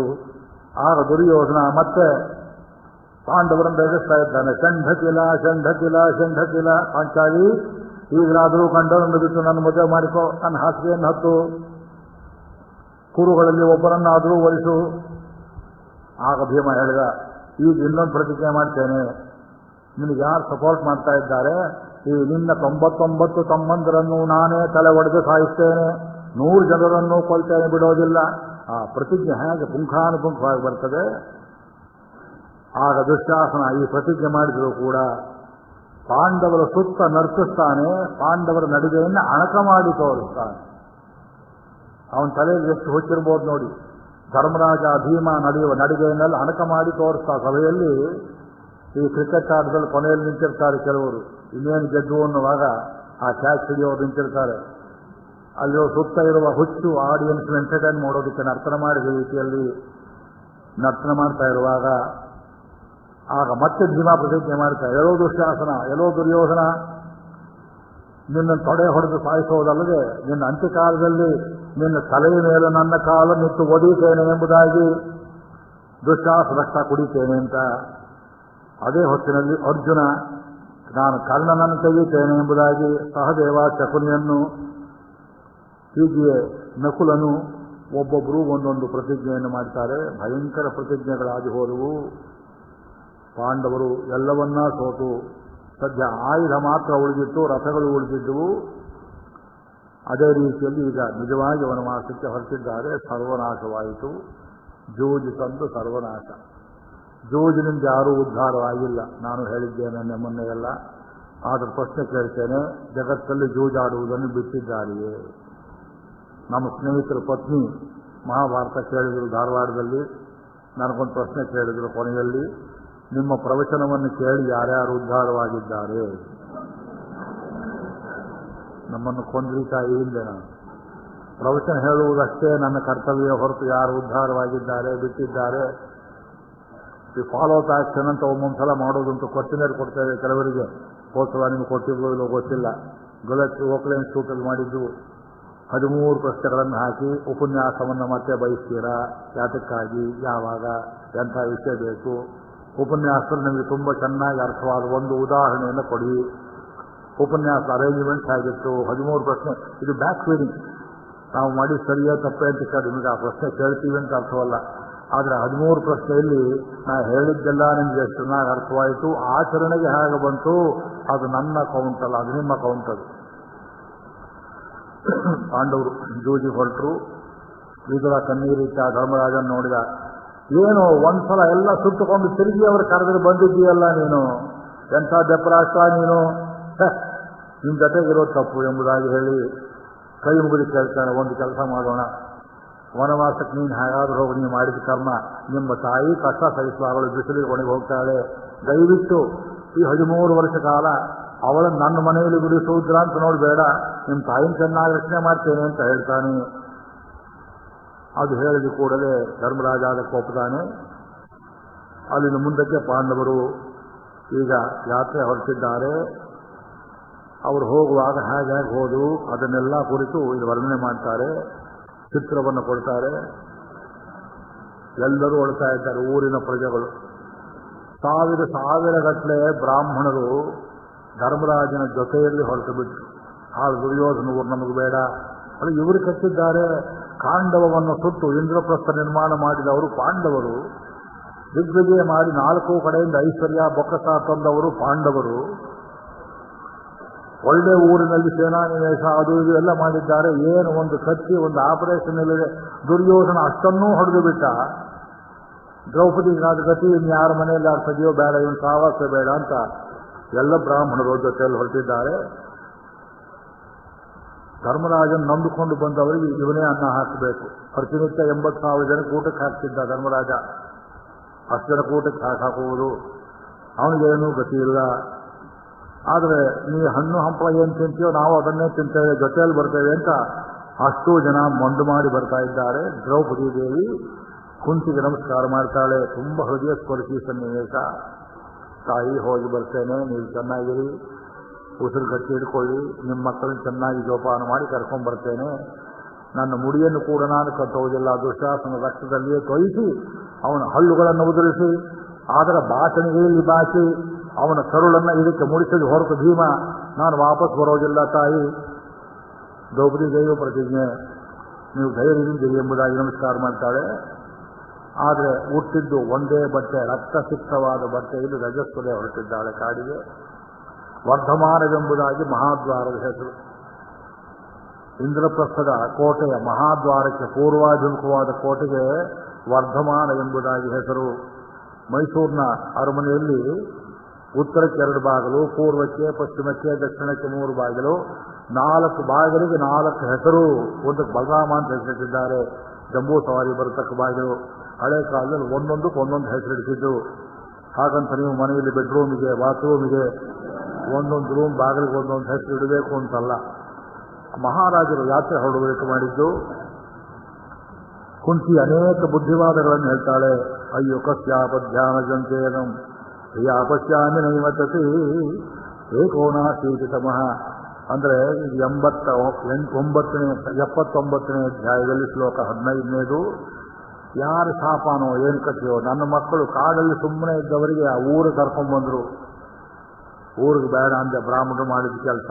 ಅಲ್ಲಿ ಬಂದರೆ ಇಲ್ಲೂ ಬಾಳ್ಕೊಡ್ಲಿಲ್ಲ. ಇದು ಭಯ ಪಶ್ಯಾಮಿನೈವತತೆ ಜಾತು ಮದ್ಭಾಗ್ಯದೋಷೋಯಂ, ನನ್ನ ಭಾಗ್ಯದೋಷ. ಕೆಟ್ಟ ಹೊಟ್ಟೆಯಲ್ಲಿ ಹುಟ್ಟಿದ್ದಾರೆ ಮಕ್ಕಳು. ಯಾಹಂ ಯುಷ್ಮಾನ ಜೀಜನಂ, ನಿಮ್ಮನ್ನು ಹಳೆದ್ನಲ್ಲ ನಾನು ದೇವಪುತ್ರರಾಗಿ ಹಳೆದು ನೀವು ಹೀಗಾಗಿದೆಯಲ್ಲ, ನಾನೇನು ಮಾಡಲಿ ಅಂತ ತುಂಬ ದುಃಖ ಪಡ್ತಾಳೆ. ಮನೆಯಲ್ಲಿ ತತಃಪ್ರಾಸಾದ ಸಂಸ್ಥಾಸು ಸಮಂತಾದ್ವೈ ಗೃಹೇ ಅದಕ್ಕೆ ಪಾಠ. ಒಂದೊಂದು ಮನೆಯಲ್ಲಿ ಸ್ತ್ರೀಯರು ಗೊಳೋ ಅಂತ ಅಳ್ತಾ ಇದ್ದಾರೆ. ಮನೆಯಲ್ಲಿ ಯಾರೋ ಹೋಗ್ಬಿಟ್ರು ಅನ್ನೋ ಹಾಗೆ. ಅಯ್ಯೋ ಪಾಂಡವರು ಕಾಲಿಗೆ ಹೋಗ್ಬಿಟ್ರು, ನಾವಿಲ್ಲಿ ಹೇಗಿರುವುದು. ರುರುದುಹು ಸುಸ್ವರಂ ಸಾರ್ಧ ಸರ್ವಾ ವಿನಿಂದಂತ್ಯ ಕುರುವೃಷಂ. ಭೀಷ್ಮನಿಗೆ ಧಿಕ್ಕಾರವಿರಲಿ, ಧೃತರಾಷ್ಟ್ರನಿಗೆ ಧಿಕ್ಕಾರವಿರಲಿ, ದುರ್ಯೋಧನ ಧಿಕ್ಕಾರವಿರಲಿ, ಕರ್ಣನಿಗೆ ಧಿಕ್ಕಾರವಿರಲಿ ಎಂಬುದಾಗಿ ಬೈತಾ ಇದ್ದಾರೆ. ಸಾಮಾನ್ಯ ಜನ they are not able to prevent the turn of political event. ಇವತ್ತು ನಿಮ್ಮ ಸ್ಥಿತಿ ಇದೆ. ನಿಮ್ಮ ಕೈಯಲ್ಲಿ ಓಟ್ ಹಾಕುವ ಶಕ್ತಿಯನ್ನು ಕೊಟ್ಟಿದ್ದಾನೆ ದೇವರು. ಆದರೆ ರಾಜಕಾರಣಿಗಳಿಗೆ ನಿಮ್ಮ ಓಟನ್ನು ಕೊಂಡುಕೊಳ್ಳುವ ಶಕ್ತಿಯನ್ನು ಕೊಟ್ಟಿದ್ದಾನೆ. ಒಂದು ಬಾಟ್ಲಿ ಮದ್ಯ, ಒಂದು ಸೀರೆ, ಒಂದು ಪಂಚೆ, ಬಹಳ ಅಂದ್ರೆ ಒಂದು ಟಿವಿ, ₹2 ಕಿಲೋ ಅಕ್ಕಿ, ಇದು ಕೊಟ್ಟು ಸರ್ವನಾಶವನ್ನು ಜನ ನಿಮ್ಮನ್ನು ಹಾಳು ಮಾಡಬೇಕು ಅಂತ ಉದ್ದೇಶವಿದೆ, ದಯವಿಟ್ಟು ಓಟ್ ಹಾಕಿ ಅಂದರೆ ಅವರಿಗೆ ಓಟ್ ಹಾಕ್ತಾರೆ. ತಮಿಳುನಾಡಿನಂಥ ಭ್ರಷ್ಟ ಜನಗಳು, ಬುದ್ಧಿ ಇಲ್ಲದೆ ಜನಗಳು, ಮೋಸ್ಟ್ ಇಮೋಷನಲ್ ಪೀಪಲ್. ಯಾವನೋ ಸ್ವಲ್ಪ ಅಂದರೆ ಸುಟ್ಟುಕೊಂಡು ಸಾಯ್ತಾರೆ. ನೋಡಿದ್ದೀರಿ ಅನ್ನೋದರೇ ಹೋದಾಗ, MGR ಹೋದಾಗ ನೋಡಿದ್ದೀರಿ. ಅವನು ಹೋದವ್ರ ಜೊತೆ ಇವರು ಹೋದ್ರೇನು ಲಾಭ ಯೋಚನೆ ಮಾಡೋದಿಲ್ಲ. ನಮ್ಮಲ್ಲಿಯೂ ಅಂಥ ಜನ ಉಂಟು. ಯಾಕೆ ಸಾವಿರ ವರ್ಷದ ಗುಲಾಮಗಿರಿಯಲ್ಲಿ ಸ್ವಂತ ಪುರುಷಾರ್ಥ ಚಿಂತನೆಯನ್ನೇ ಮಾಡದೇ ಇರುವಂತಹ ಜನಗಳಿಗೆ ಏನು ರಾಮಾಯಣ ಹೇಳಿದ ಪ್ರಯೋಜನ, ಮಹಾಭಾರತ ಎಲ್ಲ ನನಗೆ ಬಂದದ್ದೇನು ಲಾಭ? Even A worm will think. ಒಂದು ಇರುವೆಗೆ ಸುತ್ತ ನೀವು ನೀರು ಕಟ್ಟಿದ್ರೆ ಎಲ್ಲಿ ನೀರು ಕಡಿಮೆ ಇರ್ತದೆ, ಯಾವ ಕಡೆ ಪಾರಾಗಬೇಕು ಅಂತ ಇರುವೆ ಕೂಡ ಯೋಚನೆ ಮಾಡ್ತದೆ. ಬೆಕ್ಕು ಕೂಡ ಆಪತ್ಕಾಲದಲ್ಲಿ ಯೋಚನೆ ಮಾಡ್ತದೆ. ಪ್ರಾಣಿಗಳಿಗಿಂತ ಕಡೆಯಾಗಿ ಬಾಳ್ತಾ ಇದ್ದೇವೆ ಭಾರತ ದೇಶದ ಗುಲಾಮಗಿರಿಯಲ್ಲಿ. ನಮ್ಮ ರಕ್ಷಣೆ ಮಾಡೋರು ಯಾರು, ಭಕ್ಷಣೆ ಮಾಡೋರು ಯಾರು ತಿಳುವಳಿಕೆ ಇಲ್ಲ. ಆದ್ದರಿಂದ ಯಾಕೆ ಹೀಗಾಯಿತು ಪ್ರತಿಯೊಬ್ಬರು ಅಂದರೆ people are always helpless, whether in America or in India, in country. ಸಾಮಾನ್ಯ ಜನರಿಗೆ ರಾಷ್ಟ್ರದ ಸ್ಥಿತಿಗತಿಗಳನ್ನು ರಾಜಕೀಯದಲ್ಲಿ ತಿರುಗಿಸುವ ಶಕ್ತಿ ಥಿಯರಿಟಿಕಲಿ ಇರ್ತದೆ, ಪ್ರಾಕ್ಟಿಕಲಿ ಇರೋದಿಲ್ಲ, ಮಾಡೋದಿಲ್ಲ. ಪ್ರಾಕ್ಟಿಕಲಿ ಯಾಕಿಲ್ಲ? ಪ್ರಾಕ್ಟಿಕಲಿ ಸರಿಯೇ ಇರೋದಿಲ್ಲ. ಇದೀಗ ನಡೆಯಿತು. ಅಲ್ಲಿಂದ ಮುಂದಕ್ಕೆ ಇವರು ಪಾಂಡವರೆಲ್ಲ ಹೊರಟ ಮೇಲೆ ಆ ಊರು ಎಷ್ಟು ಶೂನ್ಯವಾಯಿತು. ಹಸ್ತಿನಾವತಿ. ಇದು ಕೊನೆಯ ಘಟ್ಟದಲ್ಲಿ 2 ಇಂಪಾರ್ಟೆಂಟ್ ಘಟ್ಟಗಳನ್ನು ಹೇಳಿ ನಿಲ್ಲಿಸ್ಕೊಳ್ತೇನೆ. ವಿದುರ ಒಂದು ಕಡೆ ಬೆಪ್ಪಾಗಿ ನಿಂತಿದ್ದಾನೆ, ಭೂತ ಒಳ್ಳೆದವನಂತೆ. ಧೃತರಾಷ್ಟ್ರ ಕಣ್ಣು ಕುಯ್ಪಿಳಿಸ್ತಾ ಇದ್ದಾನೆ, ನಿದ್ದೆ ಬರಲಿಲ್ಲ ಅವನಿಗೆ. ನಿದ್ದೆ ಬರುವವನಿಗೆ ಕಣ್ಣಿದೆಯೇ ಕಣ್ಣಿಲ್ಲವೇ ಅಂತ ಪ್ರಶ್ನೆ ಇಲ್ಲ, ಒಳಗಿನ ಕಣ್ಣಿದೆಯೇ ಅಲ್ಲವೇ ಅಂತ ಪ್ರಶ್ನೆ. ಹೊರಗಿನ ಕಣ್ಣು ಹೋಗಿದ್ರೂ ನಿದ್ದೆ ಬರ್ತದೆ, ಹೊರಗಿನ ಕಣ್ಣಿದ್ರೂ ನಿದ್ದೆ ಬರೋದಿಲ್ಲ ಕೆಲವರಿಗೆ. ಆ ನಿದ್ದೆಗೆ ಬೇಕಾದ ವಿಷಯ ಬೇರೆ. ವಿದುರನ ಕರಿಯಿಂದ ಅಂದರೆ ಕಾಡು ಹರಟೆ, ಪ್ರಜಾಗರ ಪರ್ವ, ಉದ್ಯೋಗಪುರದಲ್ಲಿ ಕಾಡ್ತಿರ ಮುಂದೆ ನಿದ್ದೆ ಬರಲಿಲ್ಲ. ವಿದುರನ ಕರಿ. ವಿದುರ ಬಂದ. ಏನು ಮಹಾರಾಜ, ಏನಾಗಬೇಕು? ಏನಿಲ್ಲ, ಪಾಂಡವರು ಕಾಡಿಗೆ ಹೋದ್ರಲ್ಲ, ಹೇಗೆ ಹೋದ್ರು? ಏನು ಪ್ರಶ್ನೆ ಇದು? ಎದುರು ಸಿಕ್ಕಿದ್ದು ಬಿಡಿದು ಬಿಡ್ತಿದ್ದೆ ನೋಡಿ ಧೃತರಾಷ್ಟ್ರ. ನಾನು ಕೌರವರಿಗಿಂತ ಕೆಟ್ಟ ತಲೆ. ಪಾಂಡವರು ಹೇಗೆ ಹೋದ್ರು, ನಾನು ಬೈಕೊಂಡು ಹೋದ್ರೆ ಅಂತ ಕೇಳ್ತಾನೆ. ಇನ್ನೇನು ಶ್ಲಾಘನೆ ಮಾಡ್ತಾ ಹೋಗ್ತಾರೆ ಏನು ಮಾಡಿದ್ದಕ್ಕೆ. ಧೃತರಾಷ್ಟ್ರನಿಗೆ ದಯವಾಗಲಿ ಘೋಷಣೆ ಹಾಕ್ತಾ ಹೋಗ್ತಾರೆ ಏನು ಪಾಂಡವರು, ಅವ್ರು ಹೇಗಯ್ಯ ಹೋದರು? ವಿದುರ ಉತ್ತರವನ್ನು ಹೇಳ್ತಾನೆ 80ನೇ ಅಧ್ಯಾಯ 4ನೇ ಶ್ಲೋಕದಿಂದ. ವಸ್ತ್ರೇಣ ಸಂವೃತ್ಯ ಮುಖಂ ಕುಂತಿ ಪುತ್ರೋ ಯುಧಿಷ್ಠಿರಃ. ಮುಖವನ್ನು ವಸ್ತ್ರದಿಂದ ಮುಚ್ಚಿಕೊಂಡು ಹೋದನಂತೆ. ಹೀಗೆ ಧರ್ಮರಾಜ ಅವನು ಮೊದಲು ಹೊರಟ ಪಾಂಡವರ ಇವರಲ್ಲಿ. ವಸ್ತ್ರೇಣ ಸಂವೃತ್ಯ ಮುಖಂ ಕುಂತಿ ಪುತ್ರೋ ಯುಧಿಷ್ಠಿರಃ ಬಾಹೋ ವಿಶಾಲೋ ಸಂಪಶ್ಯನ್ ಭೀಮೋ ಗಚ್ಚತಿ ಪಾಂಡವ. ದೊಡ್ಡದಾದ ತೋಳುಗಳನ್ನು, ಮರದ ಕೊಂಬೆಯಂತೆ ಇರುವ ತೋಳುಗಳನ್ನು ನೋಡ್ತಾ ನೋಡ್ತಾ ನೋಡ್ತಾ ಭೀಮಸೇನ ಹೊರಟಿದ್ದಾನೆ. ಶಿಖತಾವಪನ್ ಸವ್ಯಸಾಚಿ ರಾಜಾನಮನು ಗಚ್ಚತಿ. ಕೈಯಲ್ಲಿ ಒಂದು ದೊಡ್ಡ ಮಣ್ಣಿನ ಪಾತ್ರೆಯಲ್ಲಿ ಮರಳನ್ನ ಉಸುಕನ್ನು ತುಂಬಿಕೊಂಡು ಅರ್ಜುನ ಈ ಕಡೆಗೆ ಆ ಕಡೆಗೆ ಆ ಮರಳು ಕಣಗಳನ್ನು ಎತ್ತಾ ಹೋಗ್ತಾ ಇದ್ದಾನೆ. ಮಾದ್ರೇ ಪುತ್ರ ಸಹದೇವ ಮುಖಮಾಲಿಜ್ಯ ಆಲಿತ್ಯ ಗಚ್ಚತಿ. ಮುಖಕ್ಕೆ ಮಣ್ಣನ್ನು ಬಳಿದುಕೊಂಡು ಯಾರೂ ನೋಡದೇ ಇರಲಿ, ನೋಡಿದ್ರೆ ಗೊತ್ತಾಗದೇ ಇರಲಿ ಅಂತ ಮಾದ್ರಿ ಪುತ್ರ ಸಹದೇವ ಹೋಗ್ತಾ ಇದ್ದಾನೆ. ಪಾಂಸೋಪಲಿಪ್ತ ಸರ್ವಾಂಗ ನಕುಲ ಚಿತ್ತ ವಿಶ್ವಲ. ಮೈಯಲ್ನ ಕೆಸರನ್ನ ಬಳಿದುಕೊಂಡು ಈ ಕೆಲವೊಂದು ಉತ್ಸವದಲ್ಲಿ ಕಾಮನ ಹಬ್ಬದಲ್ಲಿ ಮಾಡುವುದುಂಟು, ಮೊಹರಂನಲ್ಲಿ ಮಾಡ್ತಾರೆ ಕೆಲವರು. ಮೈಯೆಲ್ಲ ಬಣ್ಣ ಬಳ್ಕೊಳ್ಳೋದು, ಮಣ್ಣು ಬಳ್ಕೊಳ್ಳೋದು. ಆ ರೀತಿಯಲ್ಲಿ ನಕುಲ ಮೈಗೆಲ್ಲ ಮಣ್ಣು ಬಳ್ಕೊಂಡು ಹೊರಟಿದ್ದಾನೆ. ದ್ರೌಪದಿ ಹೇಗೆ ಹೋದ್ಲು? ದ್ರೌಪದಿ ಕೃಷ್ಣಾಪಿ ಕೇಶೈ ಪ್ರಚ್ಛಾದ್ಯ, ಹಿಂದಿನ ಜಡೆ ಬಿಚ್ಚೋದಿಗೆ ನೀಳಕೇಶಿ, ಆ ತಲೆಗೂದನೆಲ್ಲ ಮುಖದ ಮೇಲೆ ಹಾಕೊಂಡು ಅಕ್ಕ ಮಹಾದೇವಿಯಂತೆ. ಕೇಶೈ ಪ್ರಚ್ಛಾದ್ಯ ಮುಖಮಾಹಿತಲೋಚನ ದರ್ಶನೀಯ ಪ್ರರುದತಿ, ಬರೀ ರುದತಿ ಅಲ್ಲ, ಅಯ್ಯೋ ಅಂತ ಬಿಕ್ಕಿ ಬಿಕ್ಕಿ ಅಳ್ತಾ ಇದ್ದಾಳೆ, ಹೊಟ್ಟೆ ಬಡ್ಕೊಳ್ತಾ ಇದ್ದಾಳೆ, ಸಂಕಟ ತಾವಕ್ಕಾಗ್ತಾ ಇಲ್ಲ. ದ್ರೌಪದಿ ಅಳ್ತಾ ಹೋದರು. ರಾಜಾನವನು ಗಚ್ಚತಿ, ಧರ್ಮರಾಜ ಹಿಂದೆ ಹೋಗ್ತಾ ಇದ್ದಾಳೆ. ಇವರೆಲ್ಲರಿಗಿಂತ ಮುಂದೆ ಧೌಮ್ಯರು ಹೋಗ್ತಾ ಇದ್ದಾರೆ, ಪುರೋಹಿತರು ಪಾಂಡವರಿಗೆ. ಧೌಮ್ಯೋ ರೌದ್ರಾಣಿ ಸಾಮಾನಿ, ಸಾಮವೇದದಲ್ಲಿ ಕೆಲವು ರುದ್ರ ಸೂಕ್ತಗಳು ಬರ್ತವೆ, ಅಪರಕ್ರಿಯೆಯಲ್ಲಿ ಉಪಯೋಗ ಮಾಡುವ ಮಂತ್ರಗಳು. ಸಾಮಾನಿ, ರೌದ್ರಾಣಿ, ಯಾಮ್ಯಾನಿ, ಯಮನ ವಿಷಯದ ಮಂತ್ರಗಳು. ಅದನ್ನು ಹೇಳ್ತಾ ಹೋಗಿ ಗಾಯನ್ ಗಚ್ಚತಿ ಮಾರ್ಗೇಶು ಕುಶಾನಾದಾಯ ಪಾಣಿನ, ಬಲಗೈಯಲ್ಲಿ ದಡವೆ ಹಿಡ್ಕೊಂಡು ಯಮ ಮಂತ್ರಗಳನ್ನು ಯಮಸೂಕ್ತ ಹೇಳ್ತಾ ಹೋಗ್ತಿದ್ದಾರೆ ಧೌಮ್ಯರು. ಕೇಳಿದ್ರೆ ಕಥೆಯನ್ನ ಟಿವಿನಲ್ಲಿ ತೋರಿಸೋದಿಲ್ಲ, ಇದು ಈ ಟಿವಿಯಿಂದ ತೋರಿಸ್ತಾ ಇದ್ದೇವೆ. ಆ ಟಿವಿಯಲ್ಲ, ಇದು ಈ ಟಿವಿ, ಹೃದಯದ ಟಿವಿ ಇದು. ಅಲ್ಲ, ವ್ಯಾಸರು ಬರೆದ ಮೇಲೆ ಯಾವನ್ ಚಿತ್ರ ಮಾಡೋಕ್ಕಾಗತ್ತೆ? ಇದನ್ನು ಕೇಳಿದ ಧೃತರಾಷ್ಟ್ರ ಶಿವ ಕೂತಿದ್ದವನೇ ನಿಂತ, ವಿದುರ ಯಾಕೋ ಹೀಗೆ ಮಾಡ್ತಾ ಇದ್ದಾರೆ ಪಾಂಡವರು? ಬುದ್ಧಿಭ್ರಮಣಿ ಅವರಿಗೆ, ಬುದ್ಧಿಭ್ರಮಣೆ ನಿನಗೆ ದೊರೆಯೇ ಎಂದ. ಪಾಂಡವರು ಯಾಕೆ ಮಾಡ್ತಿದ್ದಾರೆ? ನಿಕೃತಸ್ಯಾಧಿತೆ ಪುತ್ರೈ ಹತೆ ರಾಜ್ಯೇ ಧನೇಶು ಚ. ಇಷ್ಟೊಂದು ವಂಚನೆಗೆ ಒಳಗಾಗಿ ಸರ್ವಸ್ವವನ್ನು ಕಳ್ಕೊಂಡು ಹೆಂಡತಿ ಮಾನಕ್ಕೆ ಕೈ ಹೆಚ್ಚಿದ್ದನ್ನು ನೋಡಿಕೊಂಡು ಹೇಡಿಯಂತೆ ಸಹನೆ ಮಾಡುವ ಈ ಧರ್ಮರಾಜ ಇವತ್ತು ಮುಖವನ್ಯಾಕೆ ಮುಚ್ಚಿದ್ದಾನೆ ಅಂದರೆ, ಮುಖದ ಮೇಲೆ ಬಟ್ಟೆ ತೆಗೆದು ಹೀಗೆ ಹಿಂತಿರುಗಿ ನೋಡಿ ಕಣ್ಣಿಂದ ನೋಡಿದ ಸುಟ್ಟು ಹೋಗ್ತಿತ್ತು ನಿನ್ನ ಊರು. ಅವನು ಧರ್ಮಪ್ರಭು ಆದ್ದರಿಂದ ಊರನ್ನು ಸುಡಬಾರದು ಅಂತ ಮುಖ ಮುಚ್ಚಿಕೊಂಡು ಹೋಗ್ತಿದ್ದಾನೆ. ನ ಧರ್ಮಾಚಲತೆ ಬುದ್ಧಿ ಧರ್ಮರಾಜಸ್ಯ ಧೀಮತಃ ಯೋಸೌ ರಾಜ ಘೃಣೀತ್ಯಂ ಧಾರ್ತರಾಷ್ಟ್ರೇಷು ಭಾರತ. ಘೃಣೀ ಕರುಣೆ, ಎಷ್ಟು ಕರುಣೆ ಅಂದರೆ ತಪ್ಪು ಮಾಡಿದವರಿಗೂ ರಾಮನಿಗಿಂತ ಹೆಚ್ಚು ಕರುಣೆ ತೋರಿಸೋನು. ನಾಹಂ ಜನಂ ನಿರ್ದಹೇಯಂ ದೃಷ್ಟ ಘೋರೇಣ ಚಕ್ಷುಷ, ಜನರನ್ನು ಘೋರ ಕಣ್ಣಿಂದ ನೋಡಿ ನಿರ್ದಹಿಸೋದು ಬೇಡ ಅಂತ ಹೋಗ್ತಿದ್ದಾನೆ. ಎರಡನೇವನ ಯಾತಕ್ಕೆ ಭೀಮ ತೋಳು ನೋಡ್ಕೊಂಡು ಹೋದ ಅಂದ್ರೆ, ಬರ್ಲಿ 13 ವರ್ಷ ಆಗಲಿ, ಈ ತೋಳಿ ಕೆಲಸ ಕೊಡ್ತೇನೆ, ದುರ್ಯೋಧನನ್ನು ಬಂಧಿಸ್ತೇನೆ, ಗದೆಯಿಂದ ಹೊಡೆಯುತ್ತೇನೆ, 100 ಕೌರವರನ್ನು ಕೊಲ್ತೇನೆ, ಅಲ್ಲಿ ತನಕ ಶಕ್ತಿ ವೃದ್ಧಿ ಮಾಡ್ತೇನೆ ಅಂತ ಜನಗಳಿಗೆ ಆಶ್ವಾಸನೆ ಕೊಡ್ತಿದ್ದಾನೆ. Wait for 13 years, you will see what my arms are made for. ದೇವರು ಯಾತಕ್ಕೆ ಕೊಟ್ಟ ಅಂತ ತೋರಿಸ್ತಾ ಜನಗಳಿಗೆ ಹೋಗ್ತಾ ಇದ್ದಾನೆ. ಅಯ್ಯೋ ಈಗ ಆಗ್ತದೆಯೇ ಅಂತೂ ಪ್ರತಿಜ್ಞೆ ಮಾಡ್ತಾರೆ, ಅದನ್ನ ನಡೆಸದೆ ಹೋಗೋದಿಲ್ಲವೇ? ಅಯ್ಯ ಇಷ್ಟೆಲ್ಲ ಅವಮಾನ ಮಾಡಿಸ್ಕೊಂಡು ಪ್ರತಿಜ್ಞೆ ಮಾಡಬೇಡ ಅಂತ ಹೇಗೆ ಮಾಡ್ತಾರೆ? ಮಾಡಿದ್ದಾರೆ, ಧರ್ಮಾತ್ಮರು ಬೀಳ್ತಾರೆ ಅವರು. ಅದು ಸರಿ, ಇವನ ಆಟಕ್ಕೆ ಮರಳು ಕಾಳನ್ನು ಎಲ್ತಾ ಹೋಗ್ಬೇಕು. ಇವನು ಯಾರು ಸತ್ರೆ ಕಲ್ಲೆ ಪುರಿ ಎಲ್ತಾರೆ, ದುಡ್ಡು ಕಾಸು ಎಲ್ತಾರೆ, ಹೂವಿನ ದಳಗಳನ್ನು ಎಲ್ತಾರೆ. ದಿವಸ ನೋಡ್ತೇವೆ ಬೆಂಗಳೂರು ರಸ್ತೆಯಲ್ಲಿ, ಹರಿಶ್ಚಂದ್ರ ಘಾಟ್ ತುಂಬ ರಸ್ತೆಯಲ್ಲಿ ಬರೀ ಎಲ್ತಾ ಇರ್ತಾರೆ ಹೆಣಗಳ ಮೇಲೆ. ಹೆಣಗಳ ಮೇಲೆ ಅದಕ್ಕೆ ಎಲ್ತಾರೆ ಅಂದರೆ ಸತ್ತವನು ಎದ್ದು ಬರದೇ ಇರಲಿ, ನಮ್ಮನ್ನು ಕಾಪಾಡಲಿ, ಸುಖವಾಗಿ ಹೋಗಲಿ ಎಂಬುದಾಗಿ ಬದುಕಿರುವಾಗ ಗೌರವ ಕೊಡಬೇಕು, ಸತ್ತವರಿಗೆ ಗೌರವವನ್ನು ಕೊಡಬೇಕು ಅಂತ ಒಂದು ಪದ್ಧತಿ. ತೊಂದರೆ ಮಾಡ್ತಾನೆ. ಆದ್ದರಿಂದ ಇವನ್ ಯಾತಕ್ಕೆ ಮರಳು ಹೇಳ್ತಾ ಇದ್ದಾನೆ ಅಂದರೆ, 13 ವರ್ಷ ಕಳೆದ ಮೇಲೆ ಈ ಮರಳನ್ನು ಹೇಗೆ ಸುಲಭವಾಗಿ ಹರಿಸ್ತಾನೆಯೋ ಹಾಗೆ ಬಾಣಗಳಿಂದ ಹಸ್ತಿನಾಪುರವನ್ನು ಧ್ವಂಸ ಮಾಡ್ತೇನೆ, ಶತ್ರುಪಕ್ಷವನ್ನು ಧ್ವಂಸ ಮಾಡ್ತೇನೆ. ಇದು ಅರ್ಜುನನ ಉದ್ದೇಶ. ಸದಿಸತಿ ಶರಸಂಪಾತಾಂ ಕುಂತಿ ಪುತ್ರೋ ಅರ್ಜುನ ಸದಾ ಸಿಗತಾ ವಯನ್ನೇ ವಪನ್ನೇ.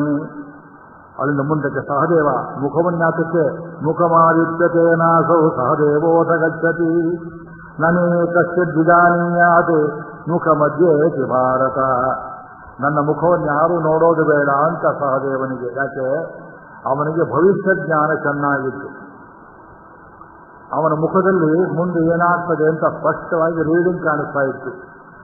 ಮುಂದೆ ಯಾರು ನೋಡಿಬಿಟ್ರೆ ಏನಾಗುತ್ತೆ ಅಂತ ತಿಳ್ಕೊಂಡು ಎಲ್ಲಿ ಹೆದರಿ ಸಾಯ್ತಾರೆ ಎಂಬುದಾಗಿ ಮುಖವನ್ನು ಮಣ್ಣಿನಿಂದ ಮುಚ್ಚಿಕೊಂಡಿದ್ದಾನೆ. ಮತ್ತೆ ನಕುಲ ಯಾತಕ್ಕೆ ಮೈಗೆಲ್ಲ ಬೆಳ್ಕೊಂಡಿದ್ದಾನೆ? ಪಂಚಪಾಂಡವರಲ್ಲಿ ಅತ್ಯಂತ ಸ್ಫುರದ್ರೂಪಿ, ತುಂಬ ಸುಂದರನಾದವನು ತಾಯಿಯಂತೆ ನಕುಲನಾದ್ದರಿಂದ ಅವನು ಕಾಡಿಗೆ ಹೋಗುವಾಗ ಊರಿನ ಸ್ತ್ರೀಯರೆಲ್ಲ ಅವನ ಹಿಂದೆ ಹೋಗದೇ ಇರಲಿ ಎಂಬುದಾಗಿ ಮಣ್ಣನ್ನು ಬಳ್ಕೊಂಡು ಹೊರಟಿದ್ದಾನೆ. ಮತ್ತೆ ದ್ರೌಪದಿ ಯಾತಕ್ಕೆ ತಲೆ ಬಿಚ್ಚಿಕೊಂಡಿದ್ದಾಳೆ ಅಂದ್ರೆ, ಈ ಕೌರವರ ಪತ್ನಿಯರೆಲ್ಲ ನನ್ನಂತೆ ಇವತ್ತು ನಾನು ಅಳುವಂತೆ ಮುಂದೆ 13 ವರ್ಷದ ನಂತರ ತಲೆ ಬಿಚ್ಚಿಕೊಂಡು ಗಂಡ ಹೋದ ಅಂತ ಹೊಟ್ಟೆ ಬಡ್ಕೊಂಡು ದುಃಖ ಪಡಲಿ, ಪ್ರತಿಜ್ಞೆ ಪೂರೈಸ್ತೇನೆ ಅಂತ ಇವರಿಬ್ಬರು ಹೀಗೆ ಹೊರಟಿದ್ದಾರೆ. ಅಯ್ಯೋ ಅಂದ ಧೃತರಾಷ್ಟ್ರ. ಇದನ್ನು ತಡೆಯೋದಕ್ಕೇನು ಮಾಡಬೇಕು?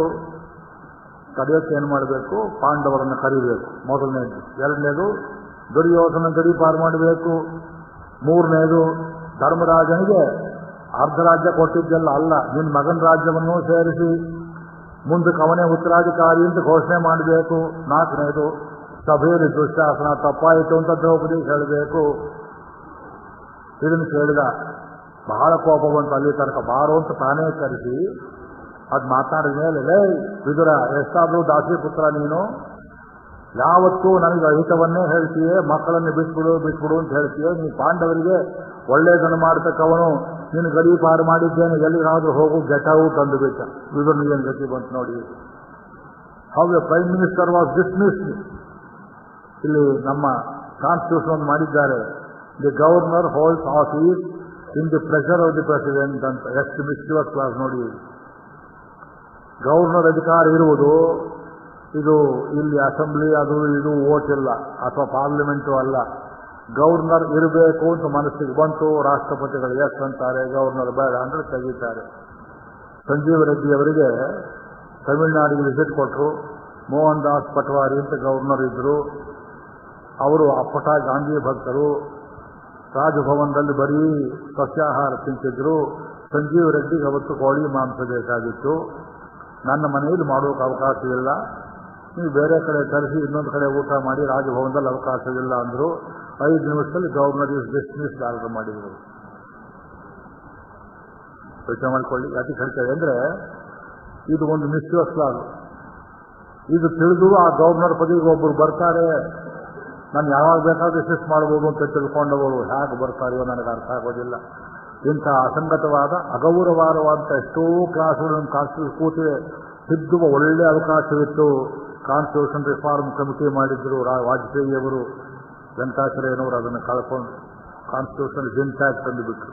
ನಾನು ಲೇಖನ ಬರೆದೆ ಅದರ ಮೇಲೆ. ಆಮೇಲೆ ಅವರು ಸ್ವಲ್ಪ ಸುಪ್ರೀಂ ಕೋರ್ಟ್ ಜಸ್ಟಿಸ್ ಆಗಿದ್ದವರು, ಎಲ್ಲೆಲ್ಲಿ ದೋಷ ಇದೆ ಮತ್ತೊಂದಿದೆ. ನಮ್ಮ ಭಾರತೀಯ ಸಂಸ್ಕೃತಿ ಪ್ರಕಾರವಾಗಿ ಬಹಳ ಒಳ್ಳೆ ಆಪರ್ಚುನಿಟಿ ಇತ್ತು. ಗೋರ್ man he lost that opportunity. ಇನ್ನು ಯಾಕೆ ಹೇಳ್ತೇವೆ ಅಂದರೆ, ಇಲ್ಲಿ ತಿರುಗಿ ಕೇಳ್ತಾನೆ ಪ್ರೈಮ್ ಮಿನಿಸ್ಟರ್. ಅದು ಅಧಿಕಾರ ಹುಟ್ಟಿನಿಂದಲೇ ವಿದುರನನ್ನ ಪ್ರೈಮ್ ಮಿನಿಸ್ಟರ್ ಮಾಡಿದವನನ್ನ ಈ ಪಾಂಡವರಿಗೆ ಹೇಳ್ತಾ ಇದ್ದೀಯೇ, ಹೋಗಾತಿದೆ ಎಂಬುದಾಗಿ ಕಳಿಸಿಬಿಟ್ರು. ಆಮೇಲೆ ಹೋದ್ರೆ ಹೋಗ್ತಾನೆ ಬಿಡು, ಪಕ್ಷದ ಮಗ ಇದ್ದವನು ಮಾಡ್ತಿದ್ದ ಅಷ್ಟರಲ್ಲೇ ಇತ್ತು ಅಂತ ಕಣಿಕನನ್ನ ಆ ಜಾಗಕ್ಕೆ ಇಟ್ಕೊಂಡ್ರು ಕೌರವರು. ಆಗ ಕರ್ಣ ಇನ್ನೊಂದು ಉಪಾಯ ಹೇಳಿಕೊಟ್ಟ. ಈಗ ನಾವು ಮುಂದೆ ಬರೋ ಯುದ್ಧ ಬರೋದು ಖಂಡಿತ. ಈ ಭೀಷ್ಮ ಅಂತೂ ನಮ್ಮ ಕಡೆ ಇದ್ದಾನೆ. ಈ ದ್ರೋಣ ಏನು ಮಾಡ್ತಾನೋ ಗೊತ್ತಿಲ್ಲ. ಅರ್ಜುನ ಪಕ್ಷಪಾತಿ, ಕೈ ಕೊಟ್ಬಿಟ್ಟಾನು. ಬ್ರಾಹ್ಮಣರು ನಂಬಬಾರದು. ಎಲೆಕ್ಷನ್ ತೊಂದರೆ ಮಾಡೋರು ಅವರೇ. ಓಟ್ ಯಾವ ಕಡೆ ಗೊತ್ತಿಲ್ಲ. UP ಎಲೆಕ್ಷನ್ ಆಗಲಿ ಗೊತ್ತಾಗತ್ತೆ, ಅಲ್ಲಿ ಬ್ರಾಹ್ಮಣರ ಮೆಜಾರಿಟಿ. ಮಾಯಾವತಿ ಬ್ರಾಹ್ಮಣರ ಕಾಲಿಗೆ ಬೀಳೋ ಸ್ಥಿತಿ. ಮನುವಾದಿ ಅಂತ ಬೈತಾ ಇದ್ದವಳು ಬ್ರಾಹ್ಮಣರ ಕಾಲಿಗೆ ಬಿದ್ದಿದ್ದಾಳೆ. ಇವತ್ತು ಅಲ್ಲಿ UP will decide the future of this country. ಮಹಾಭಾರತಕ್ಕೆ ಇವತ್ತು ರಾಜಕಾಯಿಕ ಸಂಬಂಧ. ಈ ದ್ರೋಣನ ಬದ್ಧ ಮಾಡ್ಕೋಬೇಕು. ಆದ್ದರಿಂದ ಒಂದು ಉಪಾಯ ಮಾಡೋಣ ಅಂತ ಕಿವಿಯಲ್ಲಿ ಹೇಳಿದ. ಕೌರವರೆಲ್ಲ ಸೇರಿದ್ರು. ಫಲ, ತಾಂಬೂಲ, ಅಕ್ಷತೆ, ಕಿರೀಟ, ಮುಡಿ ಗಿಡಿ ಎಲ್ಲ ಇಟ್ಕೊಂಡು ದ್ರೋಣರ ಬಳಿ ಹೋದ್ರು. ಮರುದಿವಸ ಏನಯ್ಯ ಇದೆಲ್ಲ ಇಷ್ಟೆಲ್ಲ ಬಂದಿದ್ದೀರಿ ಅಂದರೆ, ನಮಗೆ ವೈರಾಗ್ಯ ಬಂದುಬಿಟ್ಟಿದೆ. ದುರ್ಯೋಧನ ಹೇಳಿದ, ನಮ್ಮ ಸೋದರರೆಲ್ಲ ಕಾಡಿಗೆ ಹೋಗ್ಬಿಟ್ರು, ನನಗೂ ಬೇಡ, ಈ ರಾಜ್ಯಕ್ಕೆ ನೀವೇ ಇನ್ಮೇಲೆ ಅಧಿಪತಿಗಳು, ನಿಮಗೆ ಪಟ್ಟಾಭಿಷೇಕ ಮಾಡ್ತೇವೆ ಎಂದರು. ಈ ಆಸೆ ತೋರಿಸಿದ್ರೆ ದ್ರೋಣ ನಮ್ಮ ಕಡೆ ನಿಲ್ತಾನೆ ಅಂತ. ದ್ರೋಣ ಹೇಳಿದ, ಅಯ್ಯೋ ದ್ರುಪದನನ್ನು ಗೆದ್ದು ಇರೋ ಅರ್ಧ ರಾಜ್ಯವನ್ನೇ ಆಳ್ತಾ ಇಲ್ಲ ನಾನು, ನಿಮ್ಮ ಅಧಿಕಾರ ತಗೊಂಡು ನಾನೇನು ಮಾಡಲಿ, ಸುಮ್ಮನೆ ಹೋಗಿ ಅನ್ನ ಹಾಕಿದ್ದೀವಿ ಅಂತ ಏನಾಗುತ್ತೋ ನನ್ನ ಕೈಲಾಗಿ ಮಾಡ್ತೇನಪ್ಪ, ಹೋಗಿ ಅಂತ ಬೈದು ಕಳಿಸಿಬಿಟ್ರು.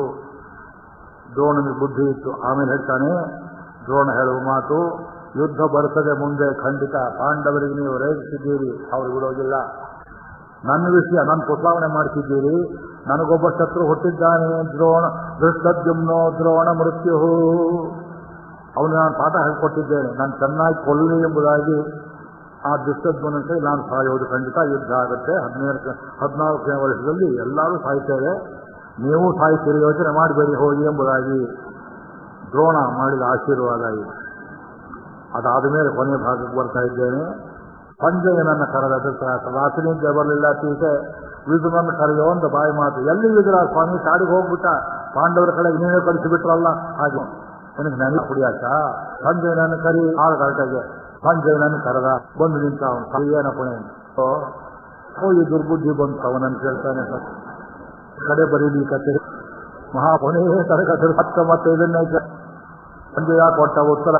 ಇದು ಕೊನೆಯ ಚೀಟಿತಮ ಎಂಬ ಛಾಯಲ್ಲಿ 8-14ನೇ ಶ್ಲೋಕ ಬಾಯಿ ಪಾಠ ಆಗಬೇಕು. ಯಸ್ಮೈ ದೇವಂತಿ ಪುರುಷಾಯವಂ ಬುದ್ಧ್ಯಾಪಕರ್ಷನ್ ಹೋ ಅವನಿ ಪಶ್ಯತಿ. ನೇರು ಉತ್ತರ ಹೇಳಿದ ಒಳ್ಳೆನು ಸಂಜಯ. ಯಾರು ಹಾಳಾದಂತ ದೇವತೆಗಳು ಸಂಕಲ್ಪ ಮಾಡಿಕೊಳ್ತಾರೋ ಹೋಗ್ಬೇಕು, ಅದು ದೇವತೆ. ಅದಕ್ಕೇನು ಮಾಡಿ ಬುದ್ಧಿಂತ ಸರಿಸಂತಿ, ಬುದ್ಧಿಯನ್ನೇ ಚಿತ್ರ ಪುರುಷಭೂತಾಯ, ಬುದ್ಧಿಯಲ್ಲಿ ಕರುಷ ವಿನಾಶ ವಸ್ತುತೆ ವಿನಾಶ ಪ್ರಣಯ ವಿನಾಶ ವಿಪರೀತ ಬುದ್ಧಿ. ಆಗ ಅನರ್ಥ ಅರ್ಥರೂಪೇಣ ಅನರ್ಥ ಅರ್ಥಗಳಾಗಿಯೂ ಉತ್ತಿಷ್ಟಂತಿ ವಿನಾ ನೂನು ಕಚ್ಚತೆ. ಇಲ್ವಲ್ಲೋ ನಿನ್ ಮಾತು ಅಂತ ರಾಷ್ಟ್ರ, ಅಯ್ಯೋ ತಿಳಿಲಿಲ್ವೇ ನಾನೆಂಥ ಹೆಸರು, ಇನ್ನೂ ಹೆಚ್ಚು ಕೇಳು. ಕಾಲೋ ದಂಡ ಮುಟಕ್ರಂತತಿ ಕಚ್ಚ, ಕಾಲ ಪುರುಷ ಹಾಕೊಂಡು ಯಾರ ತಲೆಯನ್ನು ಕಲನೇತಾವತ್ ವಿಪರೀತ ಕಾಲ ಪುರುಷ ಬಿಡ್ತಾನೆ, ತಲೆಯನ್ನು ನೋಡ್ತಾನೆ. ಮಹಾರಾಜರೇ ಕಾಲ ಬಂದಿದೆ ತಿಳಿಯುತ್ತೆ ಅಂತ ಹೋಗಿ ಬಂದ ಎಂಬಲ್ಲಿ ದಿವಸ ಮಂಗಳ. ಇವತ್ತು ಸಭಾಪರ್ವ ಮುಗಿಯಿತು. 4 ಉಪನ್ಯಾಸದಲ್ಲಿ ಸಭಾಪತಿದ್ದೇನೆ. ಬಹಳ ಸಾಹಸದ ಕೆಲಸ. 1 ತಿಂಗಳು ಹೇಳಿದ ಪರ್ವ, ಇದನ್ನು 4 ಡೇಸ್ ಕವರ್ಡ್ ಅಪ್. ನಾಳೆ ವನಪರ್ವ ಪ್ರವೇಶ ಮಾಡ್ತಿದ್ದೇವೆ.